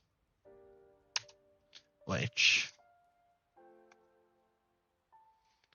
Harpoon saw yesterday. Ooh. I'm so like out of touch with Blender right now, which is currently a little bit broken. Okay, we need to probably go fix that. The bevel modifier is not working for some reason.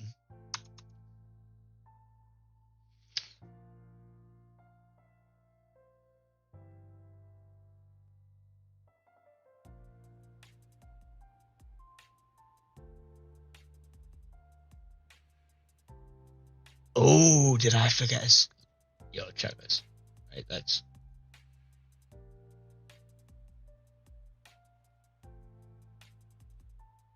open this. Yoink. Get in there. 2. Nice. Creative naming styles. I like it.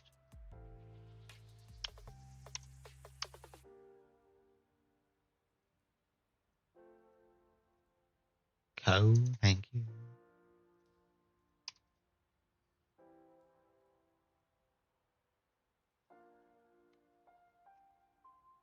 Alright, cool. The bevel modifier is no longer broken. And NeoPixel display. Yeah, I don't know what was going on with the bevels before, but we fixed it, bro. We just stole the script that I was working on last night that didn't have that problem. And we're now going to be working on the persistent memory instead of that blooming photo before. Or we can get a better image. Actually, I kind of like the Mad Sea stuff. Where's she gone? Like I'm in the vibe, you know what I mean? I've been talking about her all day. I need to pick one that I really like. I like this.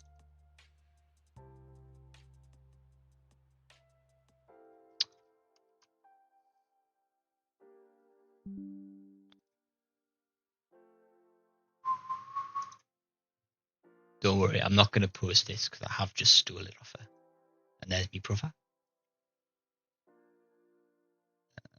Pictures, screenshots. Alright, cool.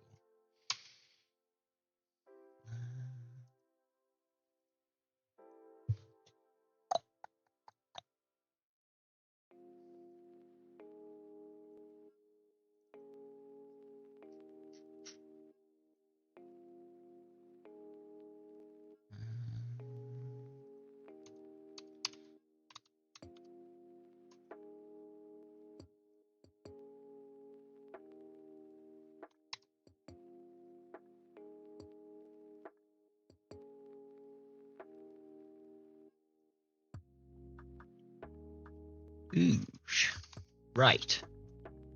Nice. The good thing about this one as well is this is really what we want for this. The project that we're going to do now, what we're going to do is try to Yeah, that's true. That's why we do save iterations. But we're gonna try to optimize this. So like, you know, all of these here, right? These can all be just the same square. Do you know what I mean? Like if I GZ, oh, GY, and then grab this one, and it's 1, 2, oh, let's just count it this way. 3, 6, 9, 12, 13. 3. I suck at counting. 1, 2, 3, 4, 5, 6, 7, 13 by 12. So if I took this one and made this 13, yeah, 13 by 12, grabbed it, X'd it. Now I'm gonna work this out, but I think it should be like what? We're on 0, 1? I can't remember. Can't work it out. Sorry, we're just gonna move it. Too much time to work it out. Now I don't know if that's gonna look good because of the little gaps. But that's kind of what I want to do. Do you know what I mean? So like, I can then go quite high resolution, and I'm not sacrificing a lot of performance. Or there might be a way to do this in geonodes. But I don't really know what the geonodes is. So I've got to think about how I want this script to work now. And I think what I decided yesterday was I needed to go along a bunch and then up a bunch. Then I was thinking about it today in maths when I was in uni, and I don't think that's going to work. Because, well, that's I was in stats. But, say for instance here, if I select this pixel, right, the way I was going to do it was go along, and if it's all the same color, just keep going. Cool. And then do the same up and get the 2 coordinates and go. But like, it's not that optimal. Do you know what I mean? Like, where's the optimal place to put it? And then you've got to sort of consider, if you're here, do you want to have like L-shaped bricks maybe? So maybe we can design a few different styles of bricks and state at a PC, check the pixels in such a formation. If they're the right color, then choose this one. And then we can maybe have like a default to another one.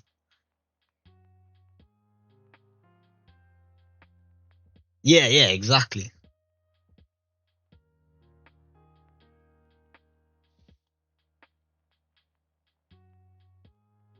Like even,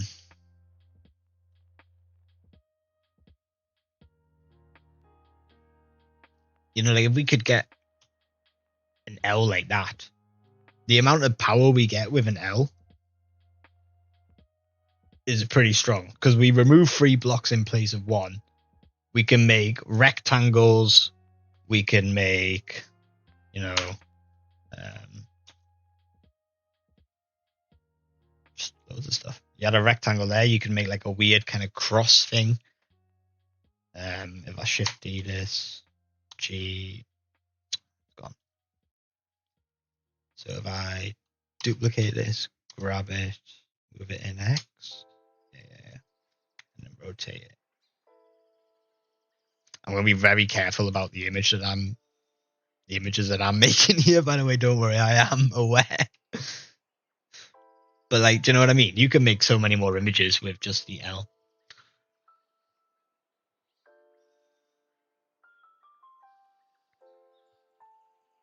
Yeah, I mean, I wrote something a while ago, and it was to do with that hex value grabber. And let me just pull Krita back up, actually.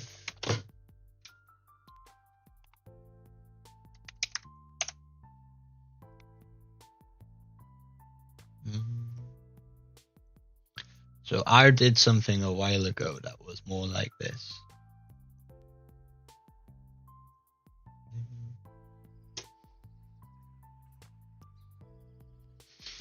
So what it did was it went in, and can you guys see that? I think you can, yeah.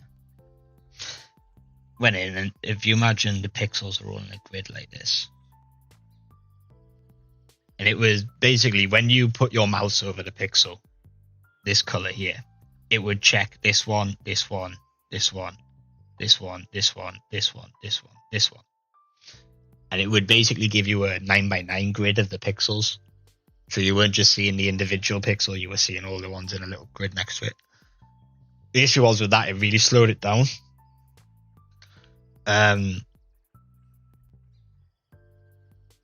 So we need to think optimally, do you know what I mean? Like if we don't need to check all data points, do we? So like we don't need to look at the pixel and we don't need to check its brightness. Or do we? No, I don't think we really do, because we're really going off color here, and we're going for tilation. So we don't want brightness. We don't need to always check G, R, and B, do we? What we need to do is just check the first value. If the first value is the same, then we check the next value. And if that value is the same after that, then we check the next value. If this value is not correct, then there is no point checking these ones because it's a different color. So maybe there's no point having the PC look through every single channel of color as well, because that might also be slow. That might also slow us down. Then I need to think about what I want the thing to do. You know what I mean? Like, how do I want it to make squares? Do I want it to just make L shapes? Do I want it to just make big squares? Do we want like these kind of shapes as well? We're going to have to code in how to make these shapes. So we're going to have to think about that as well. And there's got to be some easy way to do it. You know what I mean?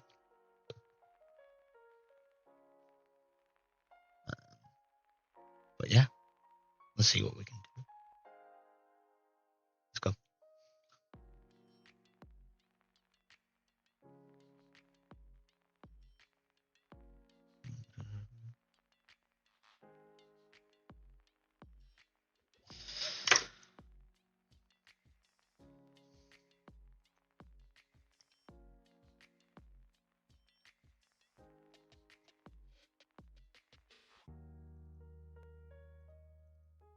Where the hell is that?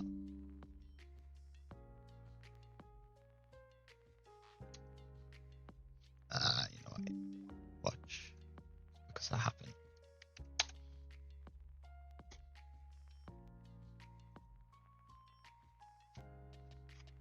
Hey.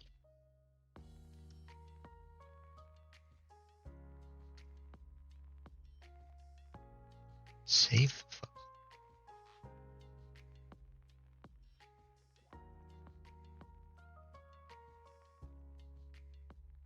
There we go. And you're not looking at Blend. You guys and me start looking at. I am sorry, dudes.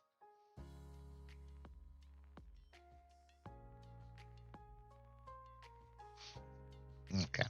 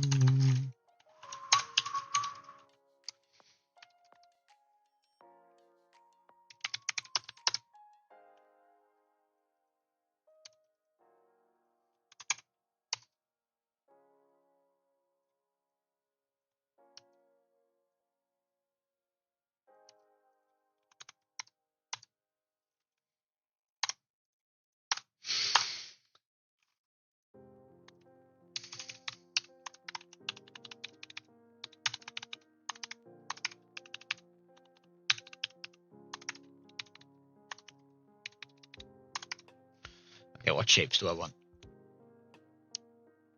No, you're alright. I'm just trying to think about what shapes I want.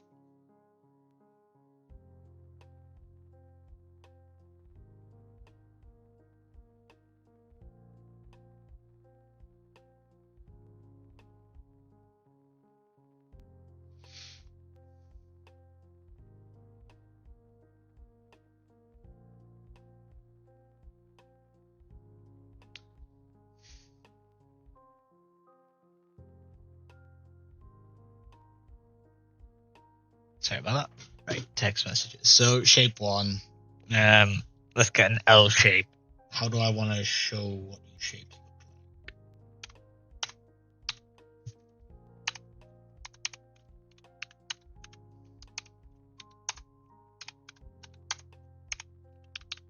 So this wants to be an L. So if we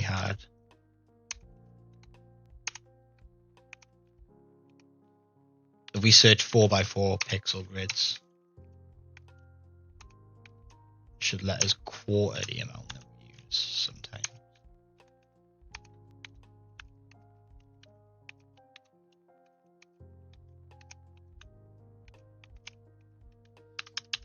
And this is going to be an L shaped, so we're going to have one here, and one here, one here.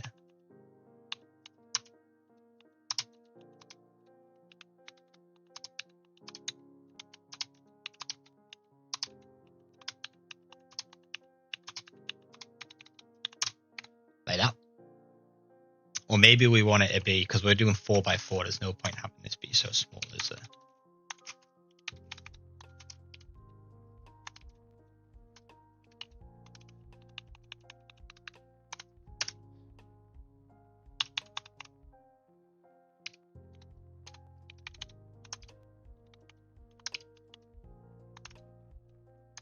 What's the point in this still?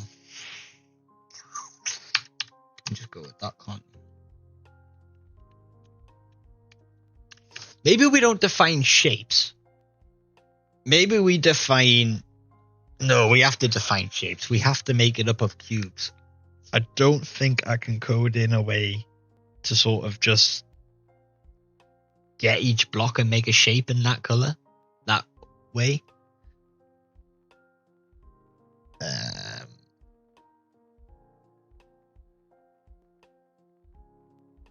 Gotta think.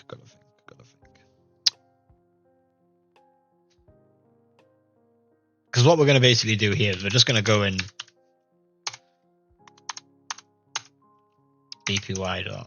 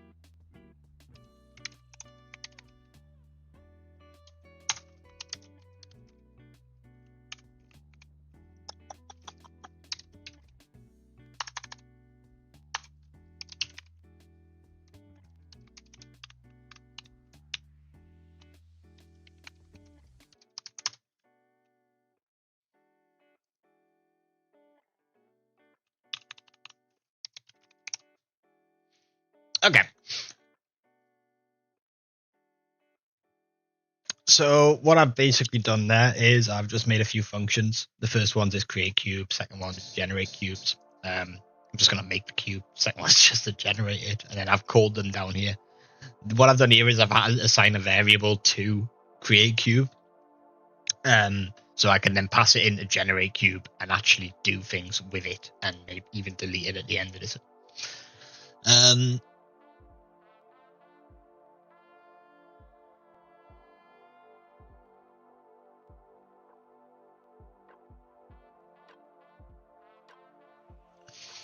Gonna go in again.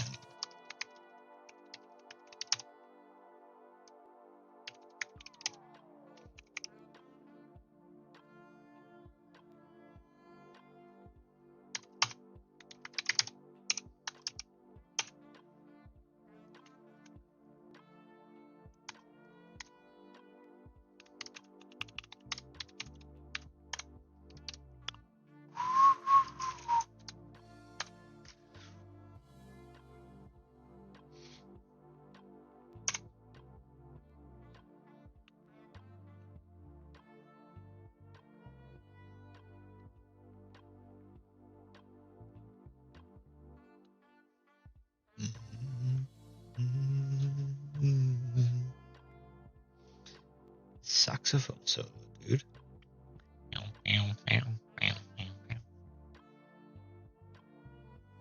we did a print statement. We didn't need a print statement.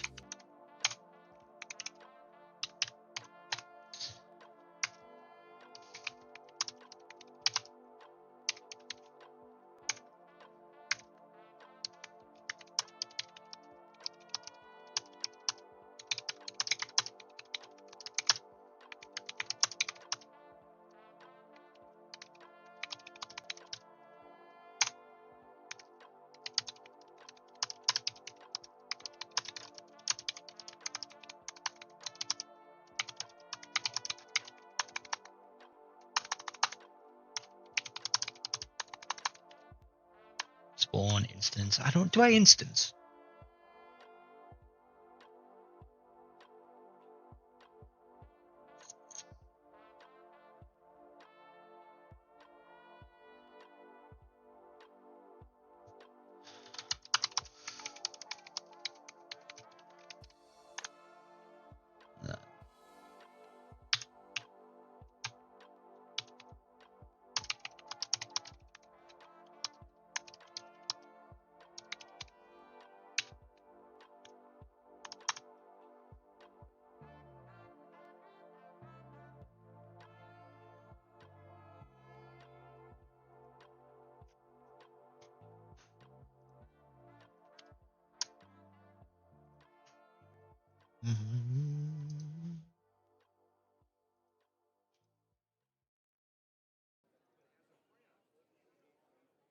Have I broke it?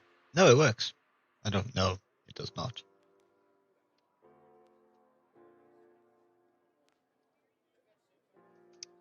It does not. Ah, you know why it doesn't work? I never ran the main function.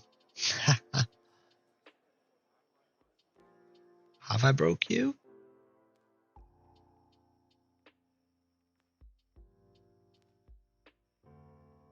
I think I broke Blender. Nice.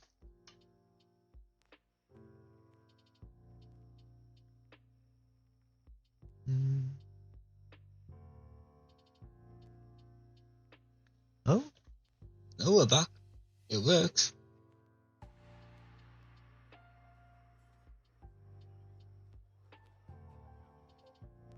Why was that so inefficient? Oh no, it was always slow making this mad C1. Okay. At least we know that still works after some of the changes. So all of this stuff in here is just def set up image. I'm gonna need to pass image path in here. Do any cube size? I think I do not. I don't think I do. Object info. Resize width though. But we don't need cube size. Nice.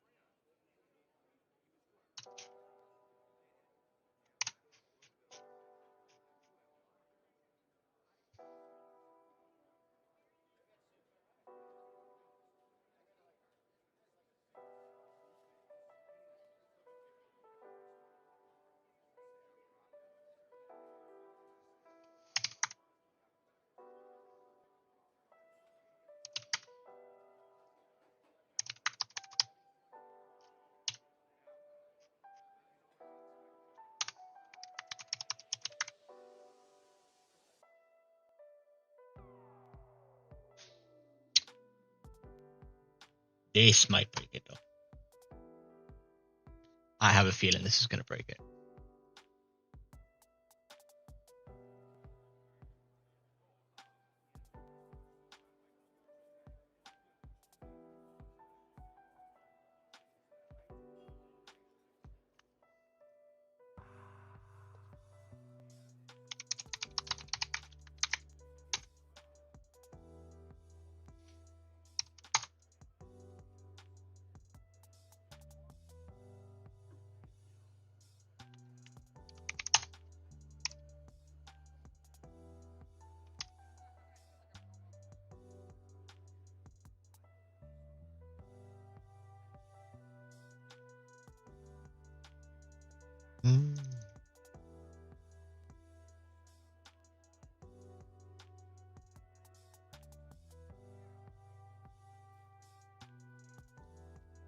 We broke it? I don't think we have. I think we're good.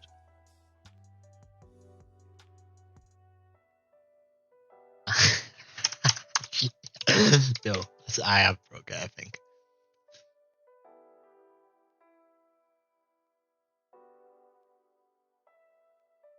Oh yeah, it's broke. Where's the loop? We're in a loop. Whoa. Whoa. New height is not defined.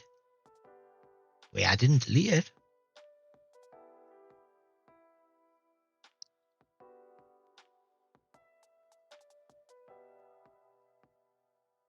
Honestly.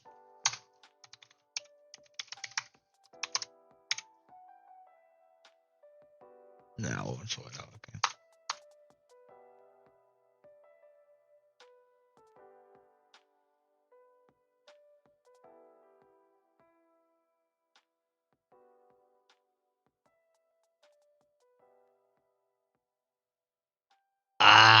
No, no. Why did E not work?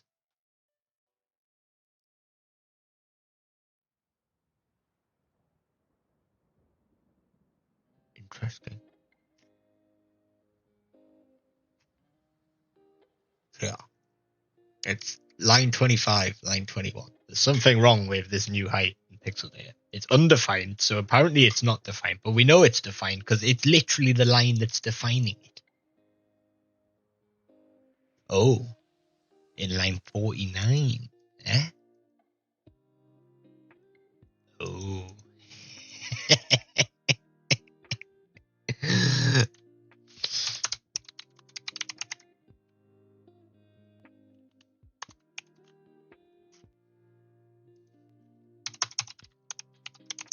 Never mind. I kicked off too early.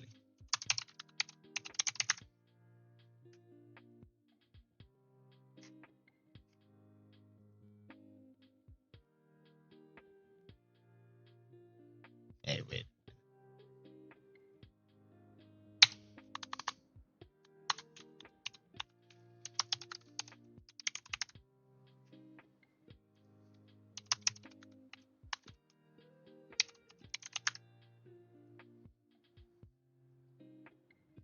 Shit, we need to pass pixel data as well.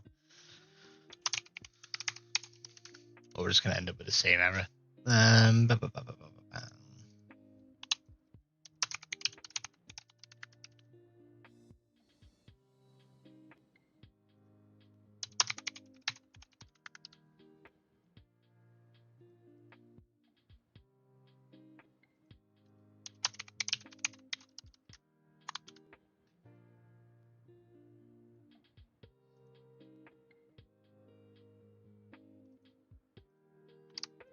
Okay, I think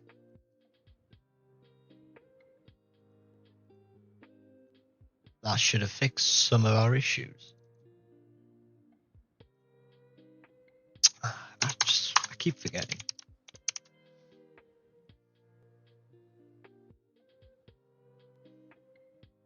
Image is not defined in line 50. Jeez. It's the issue when you functionalize everything. Okay, line 50 is in here, so you need to get image passed in, which means I need to pass you in here. And you are undoubtedly called created here, right? Yeah, in setup image. No,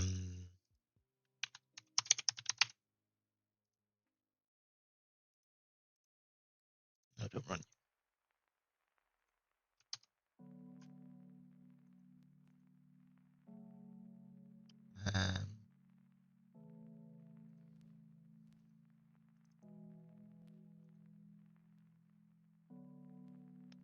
Hey,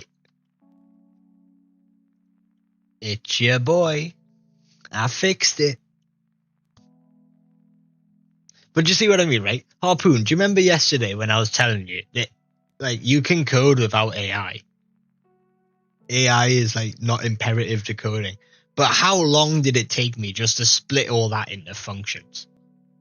Do you know what I mean? Like, it was so long. Whereas if I just banged that into ChatGPT, I could have just got that. The issue is like a lot of people have a negative connotation with AI, where if they see you coding with AI, they think you can't program. And so I'm a bit hesitant to like be constantly bringing ChatGPT up on stream, even though when I do normally program, I use a lot of AI because it's just a tool. But like, yeah, I just don't know. What are you doing? I think this crashes though if I make this 150 here.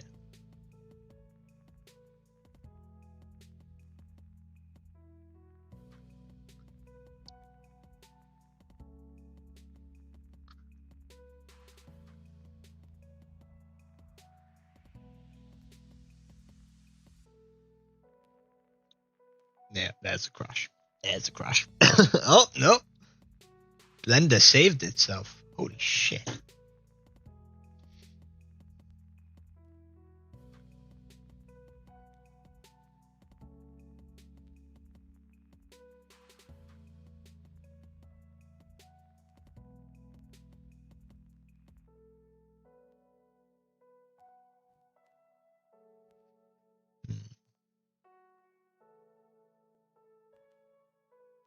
Interesting.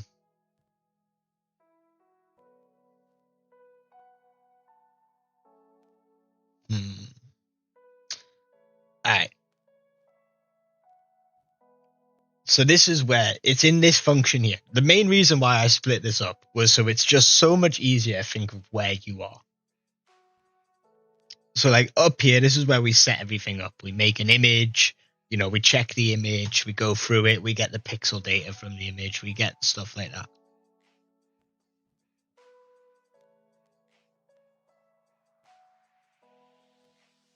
Yeah, literally it has soiled it. There's also like the, what is it known as? The amateur professional nowadays. People who go out there and like, I met one. This guy, right? So my friend made a crypto thing and was making a meme coin and I was helping him, right? And one of his other pals got this coder in, this dev, this programmer, right? Who was supposed to program up a bot for Telegram that would allow you to play a game in Telegram. Exactly, there's a difference. But this guy was like getting paid to program, was sending me stuff saying it is good to go. I'm looking at it, talking to my other mate, like, mate, this is all AI generated. Like, this is all made with a ChatGPT or something. And they didn't really believe us. And it turned out like a few months later, the guy was just fully using AI. He had no idea really what he was doing too much. And was just basically taking money off somebody a fucking program. And he was making some pretty, what he sent us was bad. Like, he managed to get it working, but I mean, what I was trying to do wasn't working, and I was doing all sorts of stuff with Docker and things trying to get this thing uploaded. It was horrendous. But yeah, like, you gotta watch out now. A lot of people will say they can program, and they can't. I cannot program. I somehow have a job coding though. Yeah, I can't really program that well. I can program to some degree though. I'm quite clever with it. Anyway, so yeah, in here, this is where we make all the cubes. Set the cube object color, create a linked object, duplicate cube equals base cube dot copy. Okay.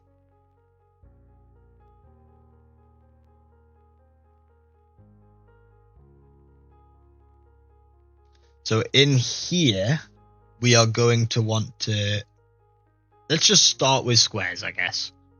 So let's just make one square the right thing, and we can work the algorithm through that.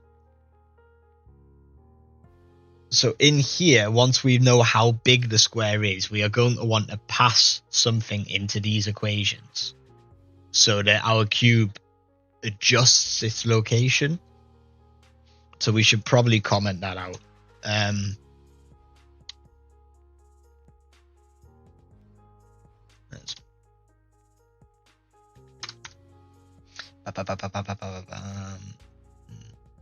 When we want to place the cube,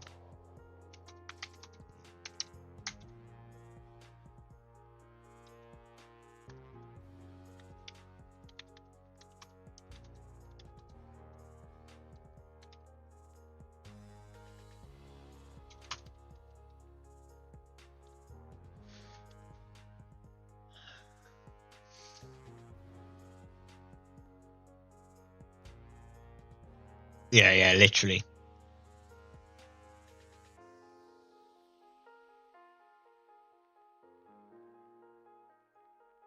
Yeah, that's the main thing as well. Is like, if you don't know what you're looking at, you can't tell. Like, let me find something I did that was AI written.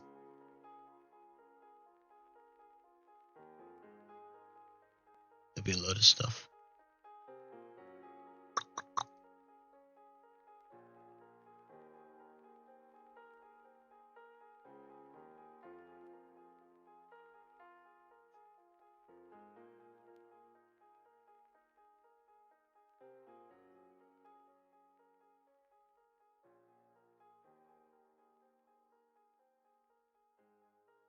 Oh yeah, anyway, ChatGPT written the whole thing. But like, most people wouldn't, like, if you didn't know a thing about code and you just looked at this, you would not know this was AI written. I think the only part of this that I wrote was I came in here and just split it to GUI. But most of it's AI. You wouldn't know unless you knew what AI code looked like. That's true. Although it was always a bit more difficult, at least back in the day, I'm assuming they would have had to use like GitHub and stuff. You would have had to go and use Stack Overflow, shit like that, to go find it. So you'd have to know the right questions to ask at least, which meant you had to have some degree of knowledge.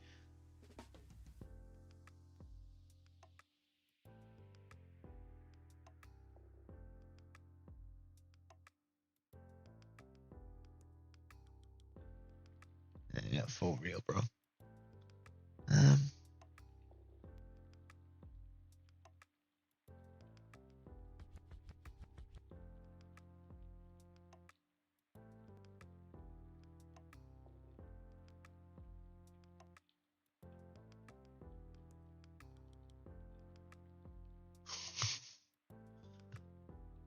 Yeah, I imagine costuming's one of them ones. It'll be very.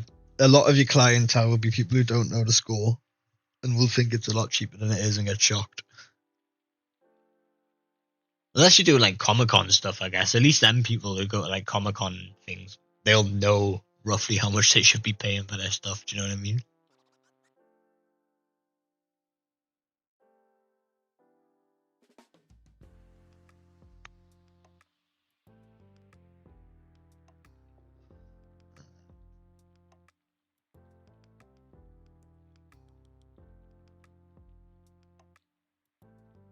And then it's in here. So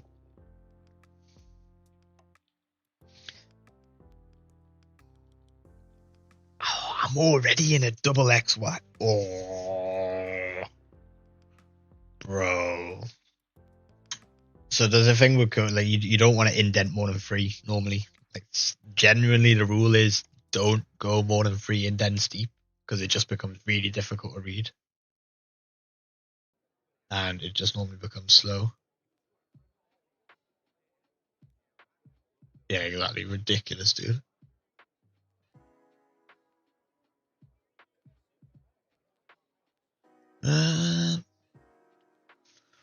So what would I do? I'd say like for X in range, for Y in range. So I'm in this. I'm checking.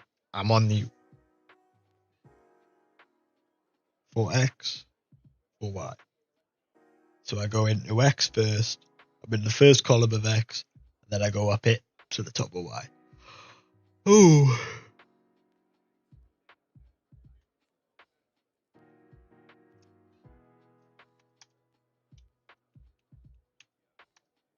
I think I like it that way.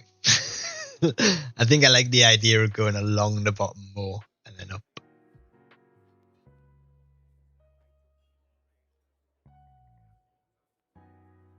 Convention. Yeah, Comic Con.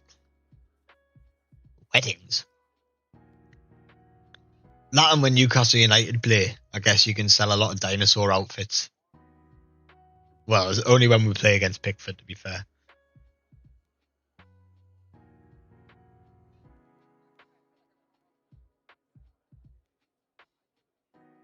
Uh,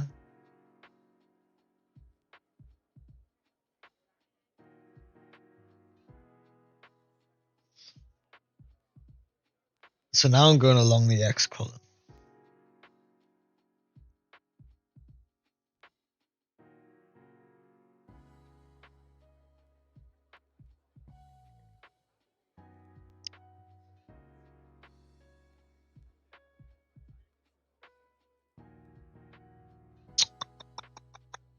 Trying to think.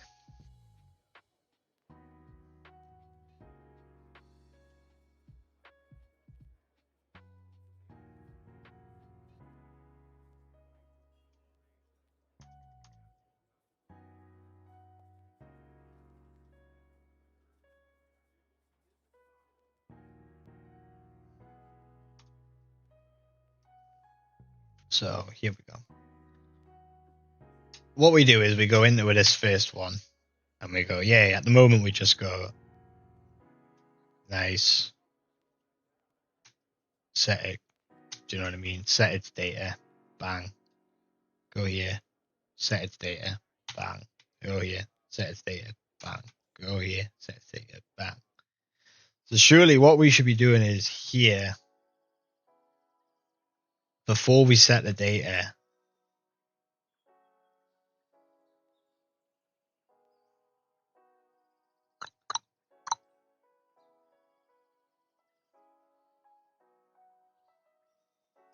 yeah, before we set the data, we want to check this pixel.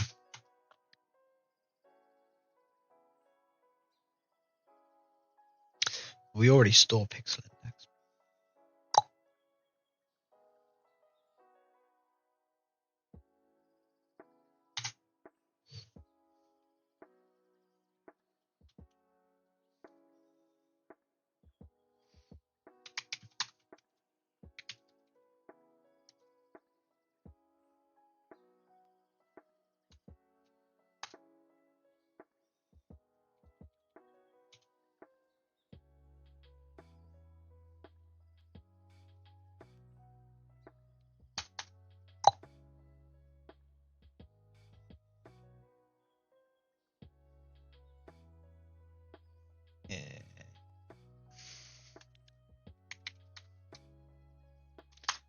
Actually, I want it to go just before. So where do I define pixel date?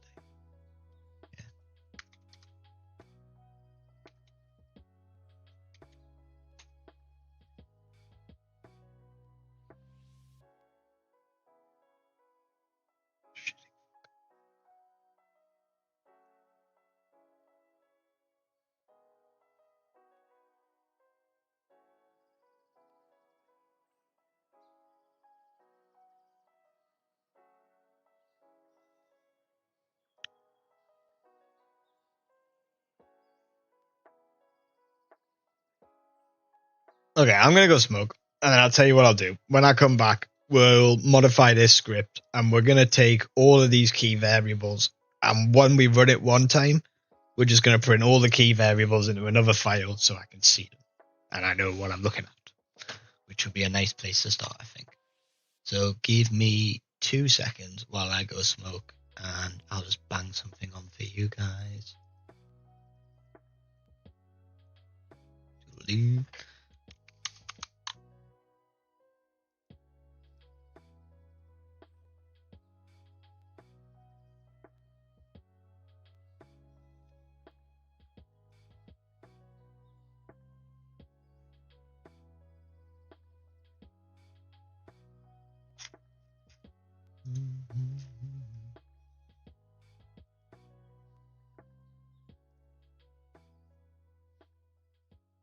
Cool. Back in a minute.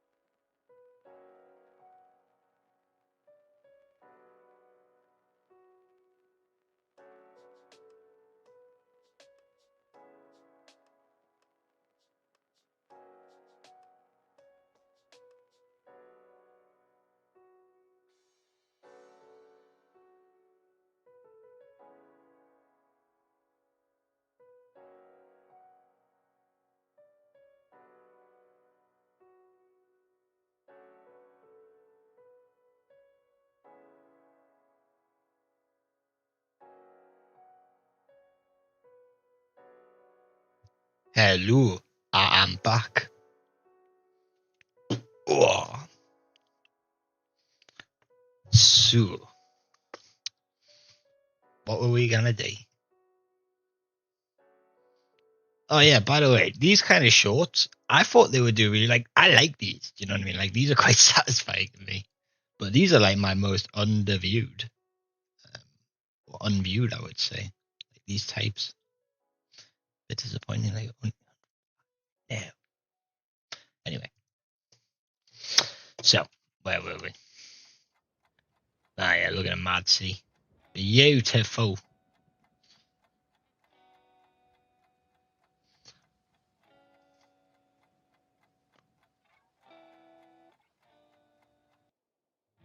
And yeah, it was struggling when we went any higher than 150, 100.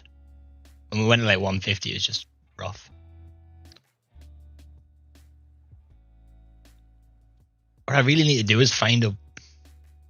Okay, yeah, we'll code in that one. Okay, so in here, I do this in another file somewhere. I can't exactly remember how to do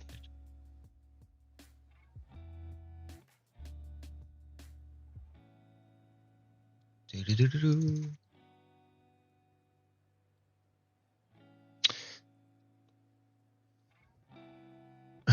Thank you.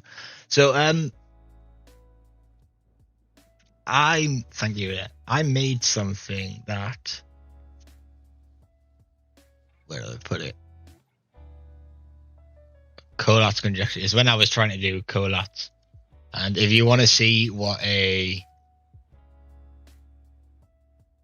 made like a graph. So there's a maths problem called 3n plus 1, and I managed to find this graph. It's an unsolved problem. There is no solution to it at this point in time. It's been around for years. And I managed to make this, and I thought this was quite interesting. And this happens at 20.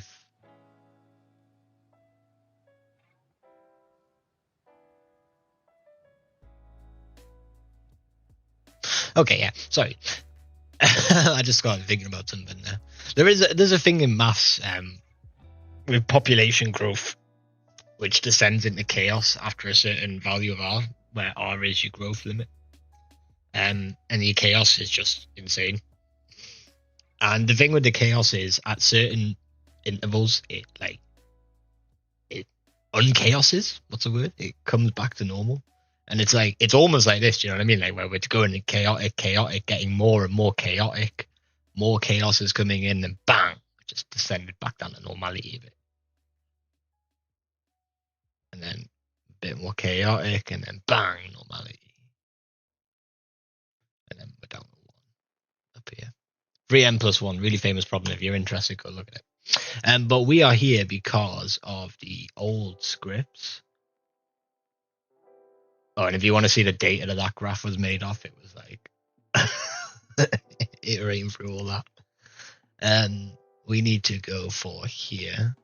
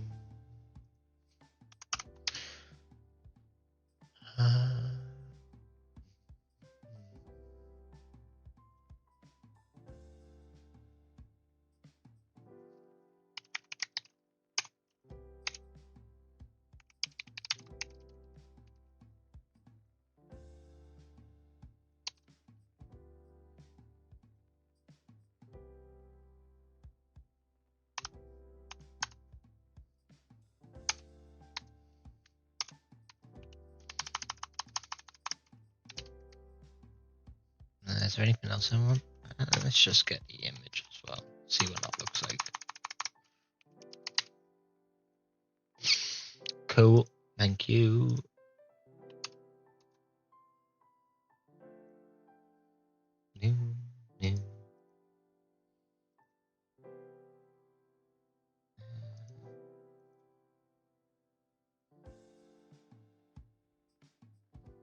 work?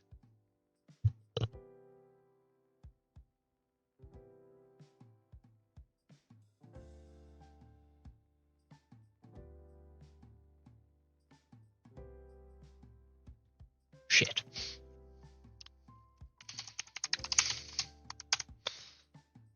That work. Oh my fucking. Oh. Ugh.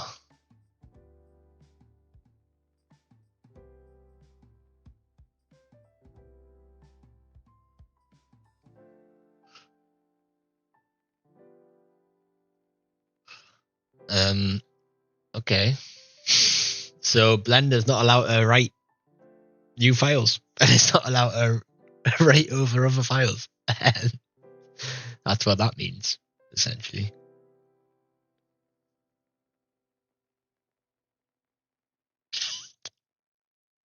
Okay, so Blender can't do that.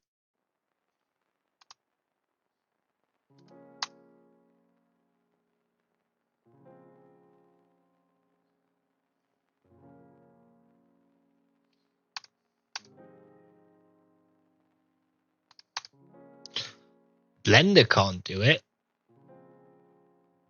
but VS Code can.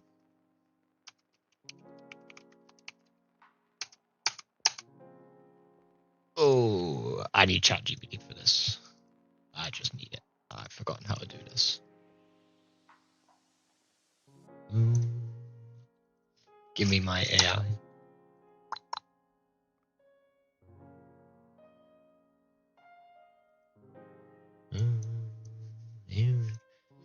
Okay. So what I need to do is I need to open Blender.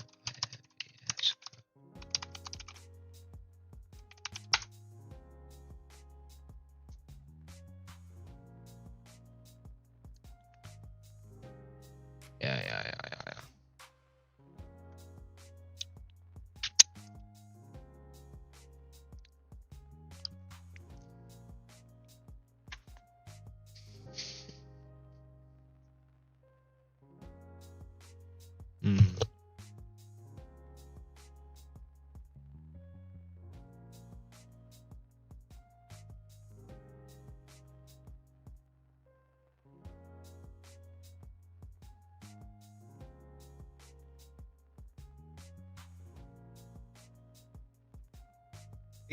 What is the point? I don't need all this.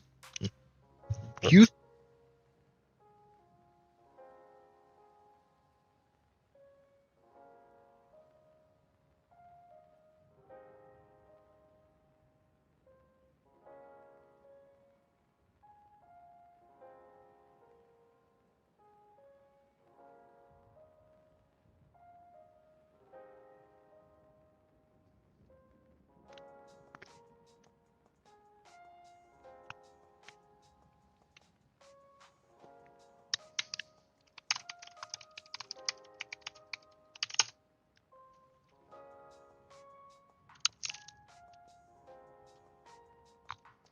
Thank you. Bang.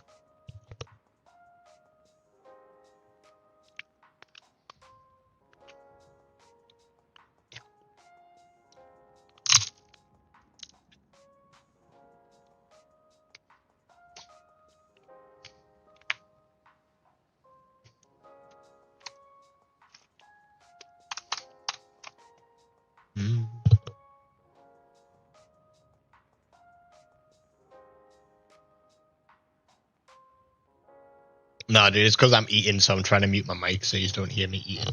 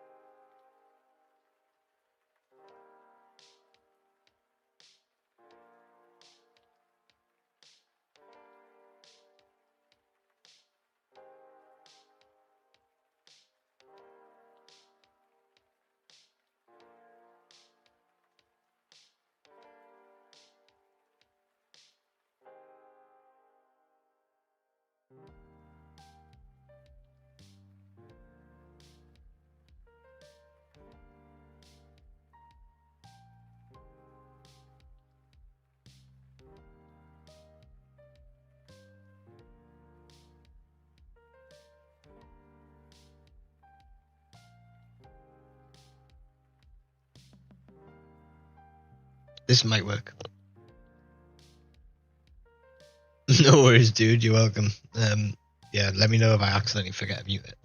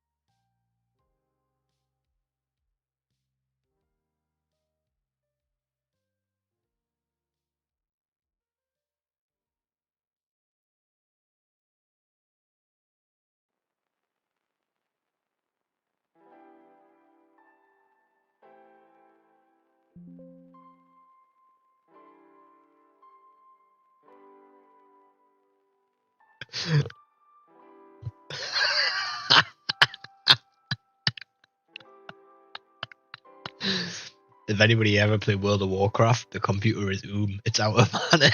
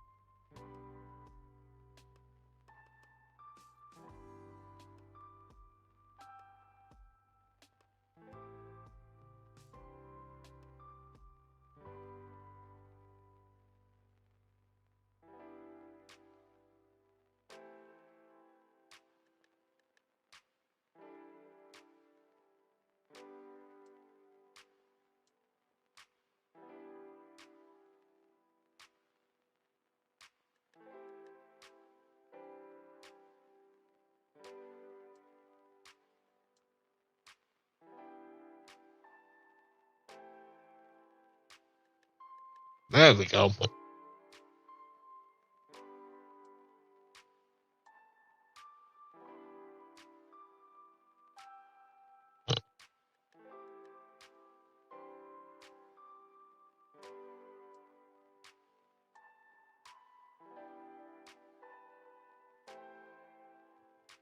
Do you know what this is, Harpoon? Do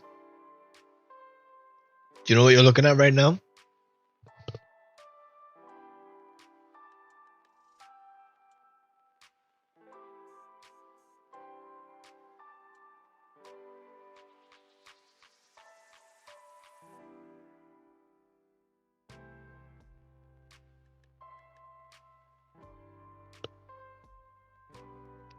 What you're looking at right now is RGB pixel values. Red, green, blue. Red, green, blue. Just a lot of decimal points.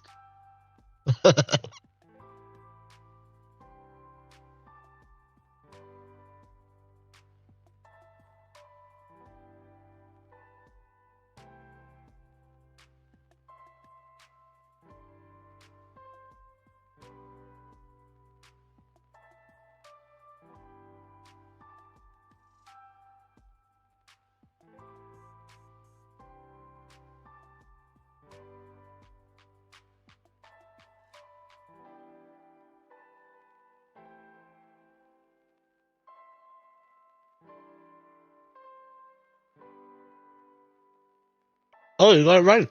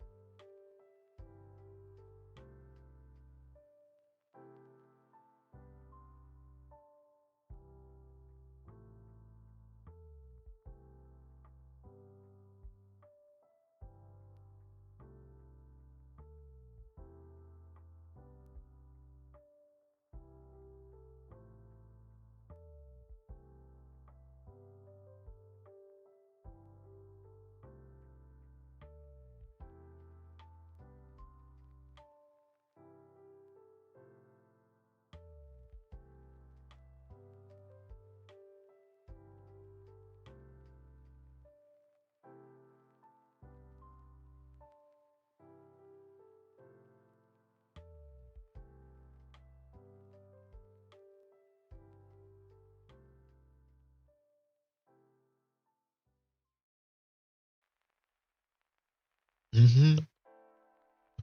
Hello. I've just seen your Discord message about that mountain scene, and it looks what sounds horrendous.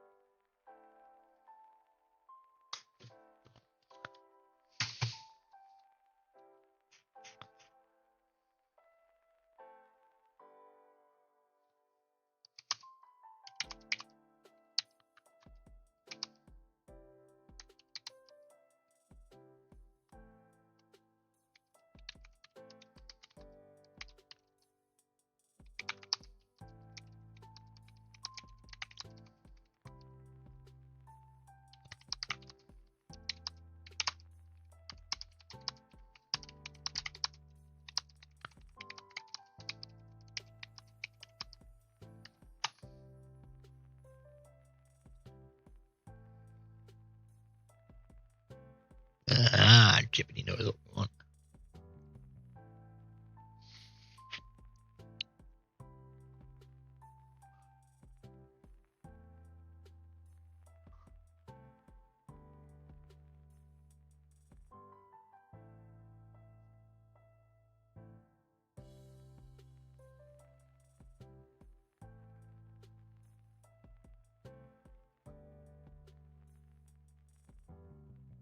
How much do we trust this? I don't. I'm gonna take it.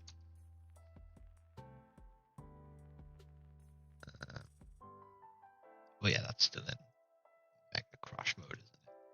Wow.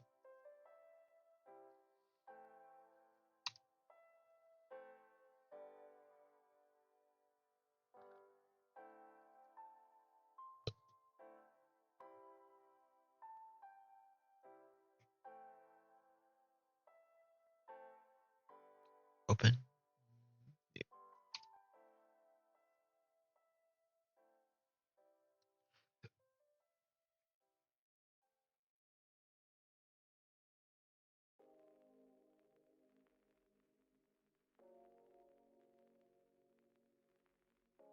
Oh, I didn't like that.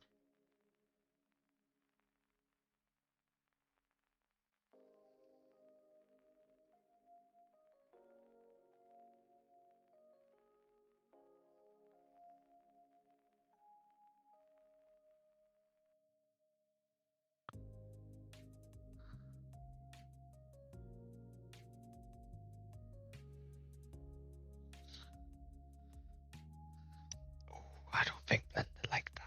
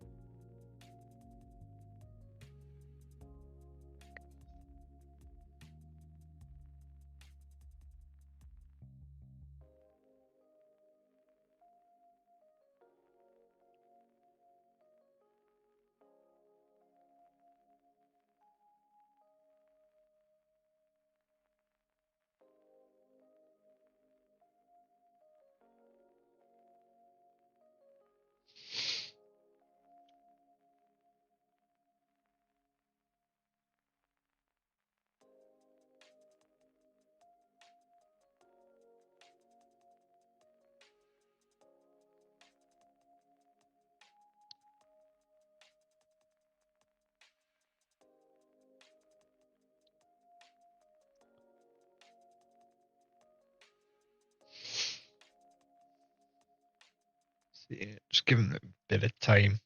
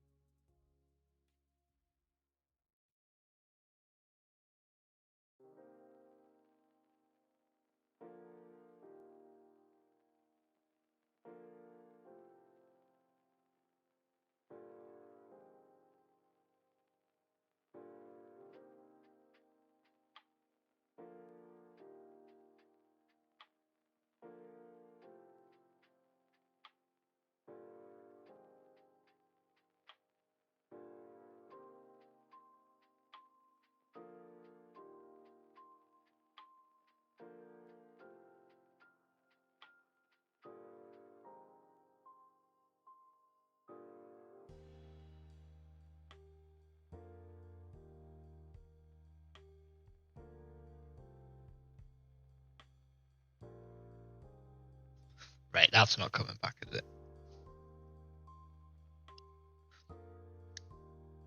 Let's see if it was just the resolution or if it's something wrong with the script.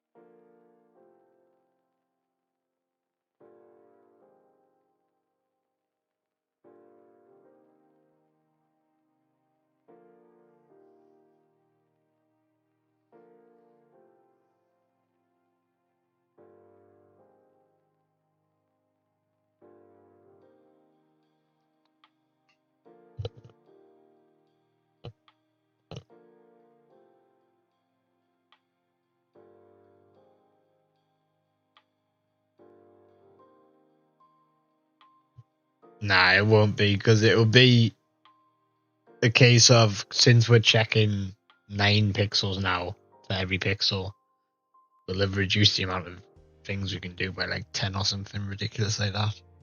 So whilst it'd run better in the viewport, actually getting the script to execute is now harder.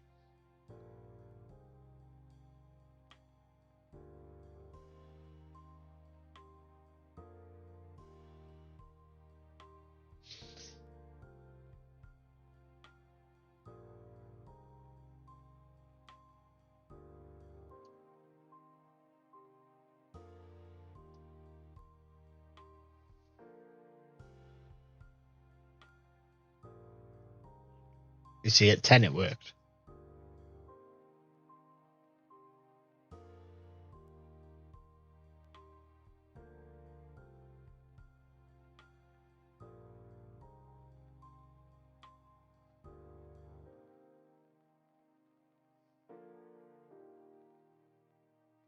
And now it's lost the colour.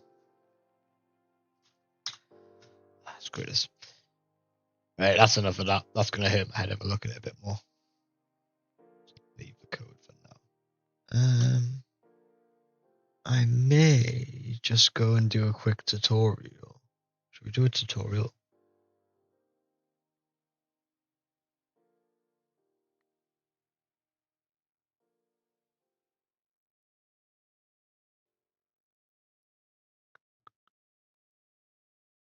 Ugh.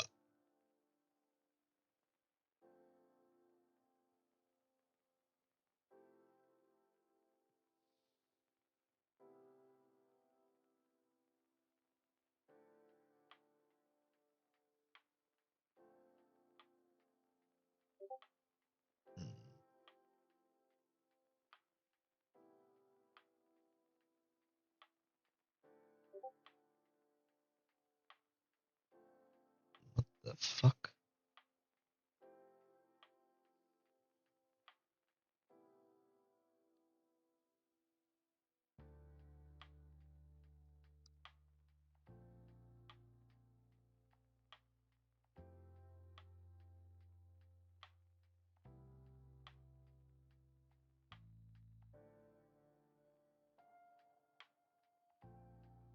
Uh,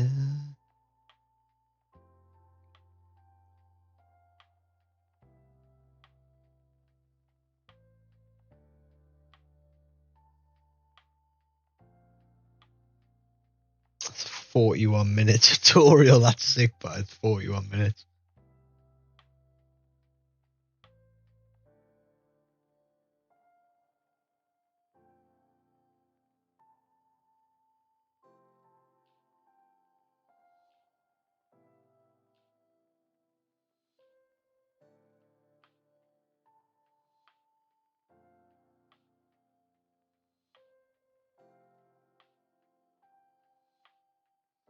Let's see what this one is.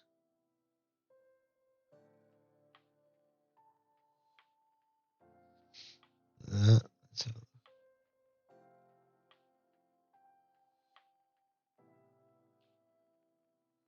That's not bad, bro.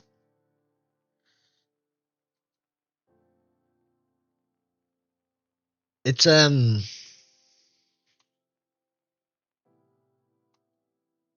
not even bad. I think his nose might go too much, but apart from that, it looks pretty good. Damn. Nice, dude. Do you know what I mean? Like, his front half just seems to me to be a bit too much. I might be wrong. You could have modeled that off a proper fish, and I'm just being stupid.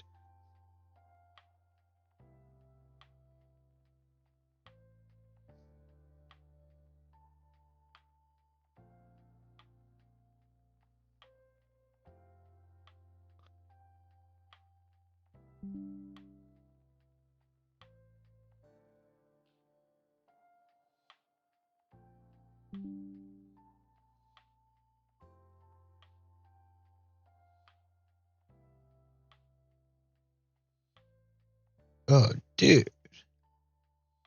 I can't do that. I'm not doing that. Not right now. Not at 10:30 at night. I'm not learning to do that at 10:30 at night. Let me make it easy.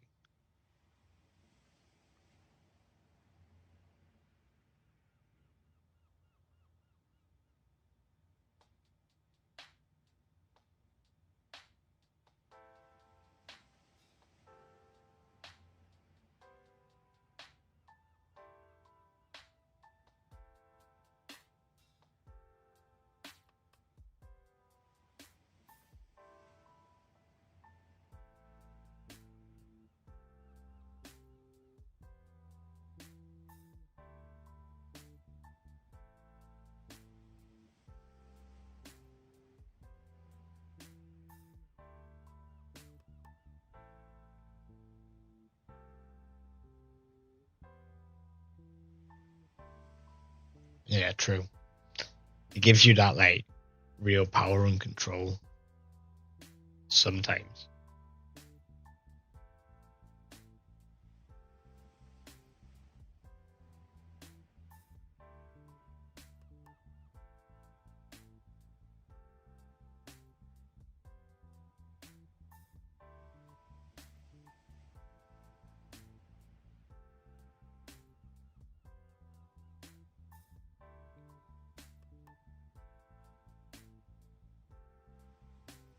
Mm-hmm.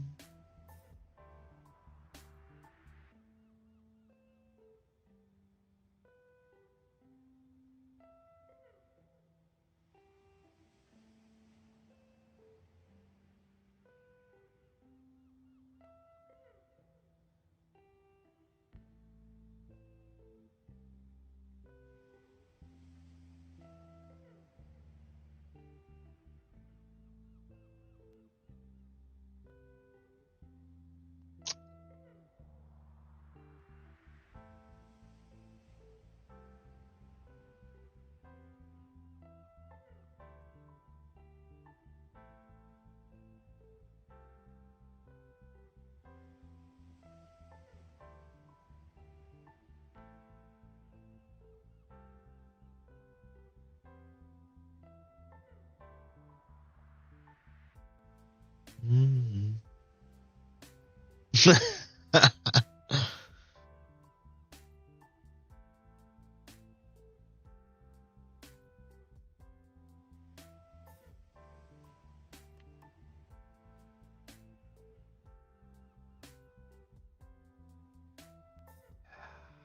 None of these are like crap in my eye.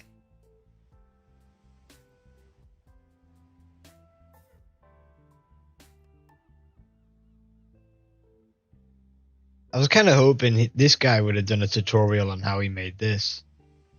This video's dope.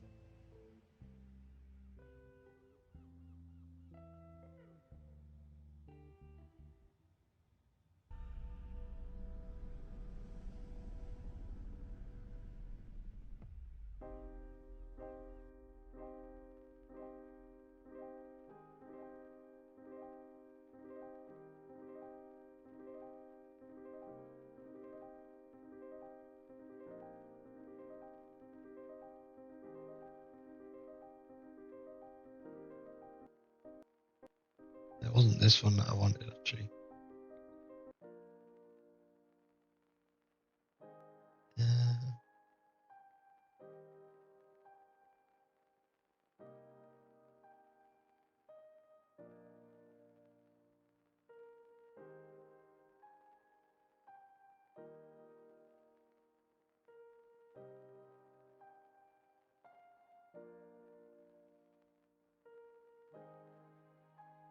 In this tutorial, we're going to make a glowing object bounce from point to point, and every time it jumps, it plays a note.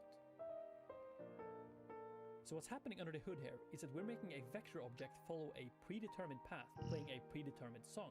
And it's one of those concepts where it's really easy to visualize in your mind what you want to achieve, but as you probably might know, it can be a bit tricky to make curves in Blender behave as you intended. So I made a free add-on to solve this problem, and I'm going to show you how you can make this glowing object play any song you can think of using only free and open source software. So here we are in Blender version 4.2, and I'm going to start off by deleting everything and making a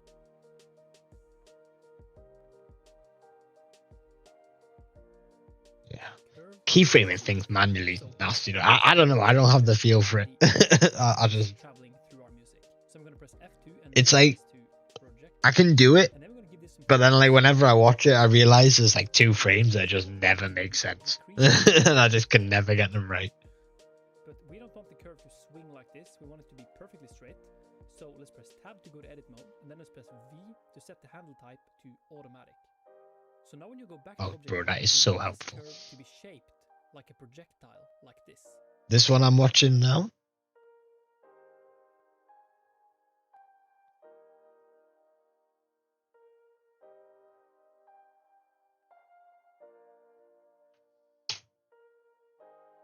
There you go, bro. So it's like a drop of water or this energy trail that is traveling this way. So to make that No shape, problem. Shift A and let's make another Bezier curve. Let's call this taper. So now let's select our projectile curve, and under geometry, you can set the taper object to be this new curve. And now if you increase the depth all the way up to 1, you can select the taper. And in edit mode, you can select these control points, and you can see that we are controlling the shape of this. So I want our projectile to be moving this way. So let's make this perfectly thin. You can hold on control and rotate it so it's perfectly aligned with the grid. And then let's change the shape here.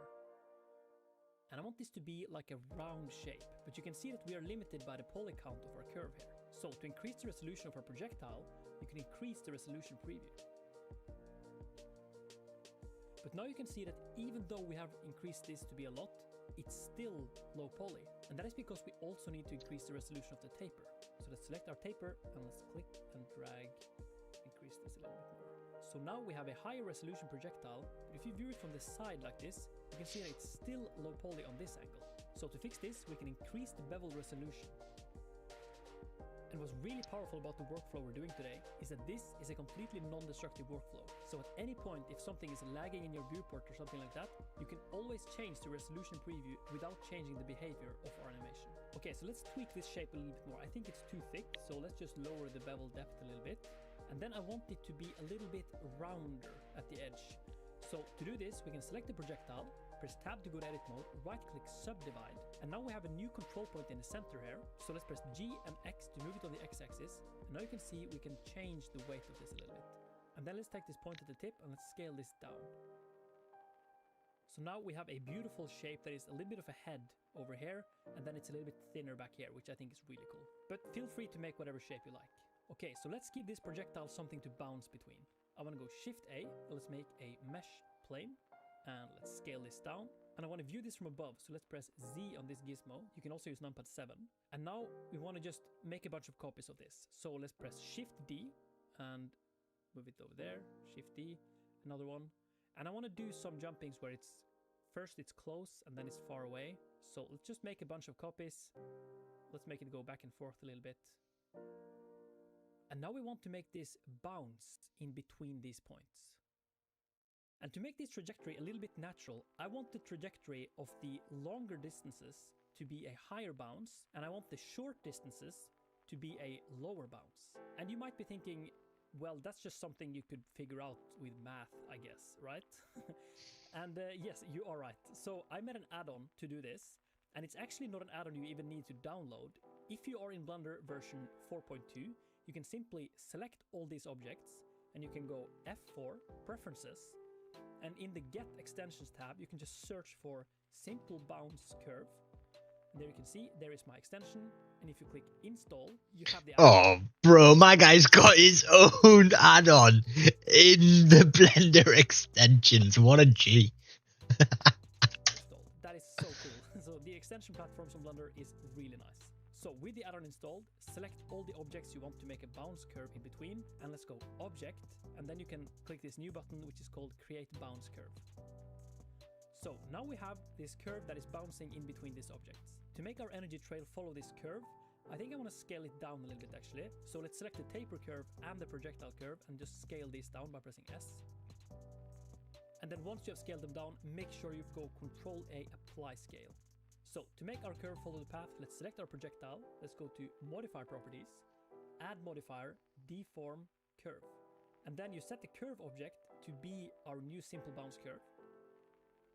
Now if you select your projectile, you can press G and you can just move your cursor and you can see that it's bouncing, but it's a little bit, something is off here, right?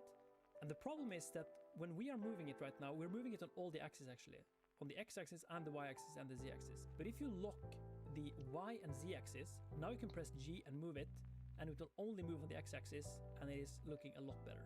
But there's one thing I don't really like about this. I don't think these trajectories look super realistic. I don't want it to be like this. I want it to be more like this, like an even arc. So what we want to do is that we want to do changes to our curve, but we want to do all the changes in batch. So we don't want to press tab to go to edit mode and then kind of tweak this individually and then this one and then this one, because that is extremely time consuming. We want to make sure that every operation we're doing to this curve is being done to the entire curve. So no matter how long your bounce path is, it will work.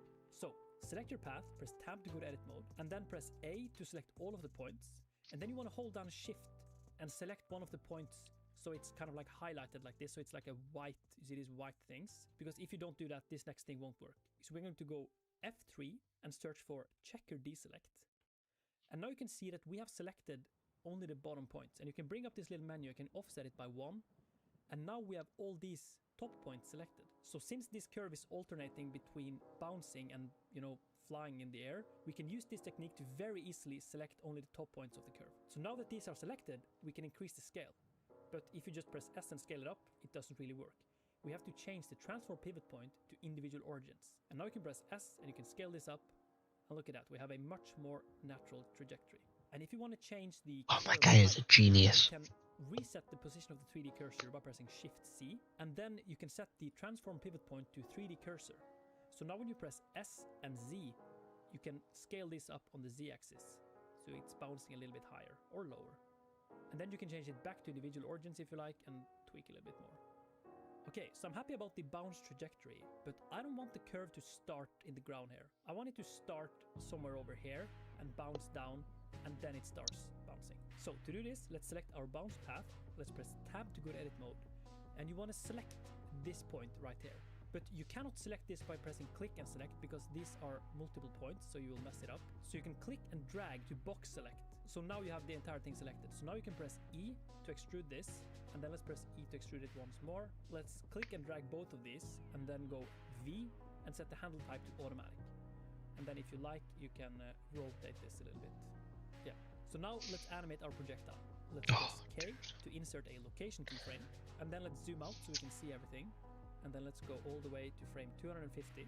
And now you can press G and you can move your cursor all the way around. You can see it's bouncing around like that. Really cool. And then when we get to the end here, we want to overshoot it a little bit like this. And then let's go K for insert keyframe menu and then click location. So now we have an animation of a bouncing curve. Look at that. So you probably notice that it starts out slow and then it goes faster and faster.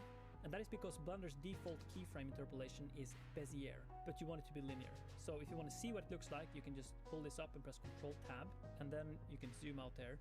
And now you can see that this is our keyframe graph. But we want this to be linear, so simply press T and let's set it to linear interpolation.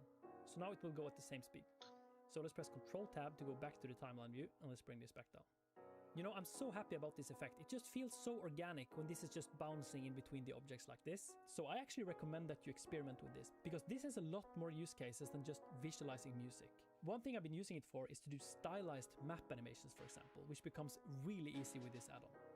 But how do we make this bouncing effect line up with the music? Now, this is where things get a little bit more interesting, because you could just import any audio file and start lining it up with the waveform peaks. So the x-axis would be the note timing, and the y-axis would be the pitch of the note. And eventually you would probably get a satisfying result.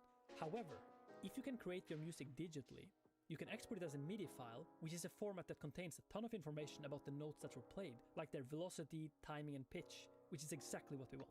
Okay, so to record some MIDI music, we can use this fully open source online MIDI editor, which is signal.versal.app. I'm just going to click launch, and here you can simply just add a note, and then you can add another one, and a third one, and you can basically just play any music that you want. Oh, bro, go. Okay, so this is the old Russian folk song called Korubayniki. You might have heard it before. But I'm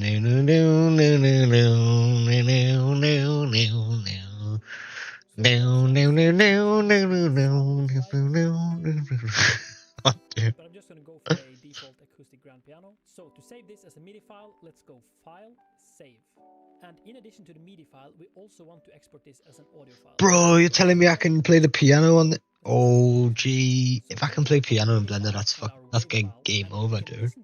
Well, not really, I'm not that good, but I'm still alright. We can't really do much with the MIDI file in Blender at least. But we know it contains all the data, and we know what we want to do with the data. No worries, dude. Yeah, I'm going to probably jump off stream as well. I've been on for 4 hours now, so I think that's enough. So I'll see you in a bit. Although we did just get a third person in, so maybe I'll stay on for 5 more minutes while I'm just watching this and have a chat on with them. If they even talk. Whoever that third person is, dude, we're just watching this tutorial. So what we really want is a tool that can read the It's MIDI pretty file cool. and render it like we specify on the X and Y axis, and allow us to save that as an SVG image. Perfect, let's just tell ChatGPT to do that. And it works. So this tool can run in a browser. It's up on my website polyfure.com. You can find it by just clicking on this slider and dragging until it says Broop, and then you click the third O like that. Okay, there it is. Yeah, so here's the simple MIDI to SVG converter. You can just click browse, and then let's select your MIDI file, click open. Hey, dude, see you in a bit, bro. It is our MIDI file as an SVG. So let's just click download SVG. So in Blender, I'm going to delete this previous stuff. I'm just going to keep our projectile like that. And then let's go F4, import, scalable vector graphics, SVG. And then I'm going to find our file, click import. And it might look like nothing happened, but it's actually there. You just have to zoom in because it's really, really tiny. So let's just click and select all of these. And let's press S to scale it up. And I want to scale it up a lot, actually. Now let's move it over here. So now we have these points that will match our music. And just a quick note, and this is actually a really quick note, sorry. You can probably tell that this looks different than in the music visualizers I've been sharing on Instagram. And that's because these use actual sheet music, which is pretty cool if you're into that, but it takes a bit longer to set up. So we're keeping it simple in this tutorial, but if you want to learn the longer process of how to do this with accurate sheet music, there's going to be more information about that at the end of this video. Okay, so let's make this bouncing curve in between these objects. So select all of them, and now we're going to use this create bounce curve add-on, but you will quickly notice that if you try to use this, it just doesn't work. Look at that, just nothing happens. And that is because this add-on uses the origin of the objects. So by default, all SVG files are sharing the same origin, like right over there because we moved it there. We want this to have individual origins. So with all these notes selected, you want to go right click, set origin to geometry. And now you can see you have these correct origins. So now you can select all of them and you can go object, create bounce curve. And there is our beautiful curve. And now, as the last time, I want to change these bounce trajectories to be a little bit more organic. So select all of them. Let's just do the checker deselect, individual origins. Let's scale this up.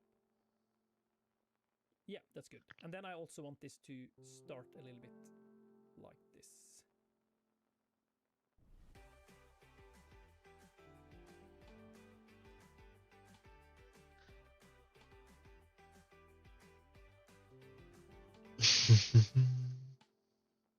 Yeah, okay, so let's visualize this music.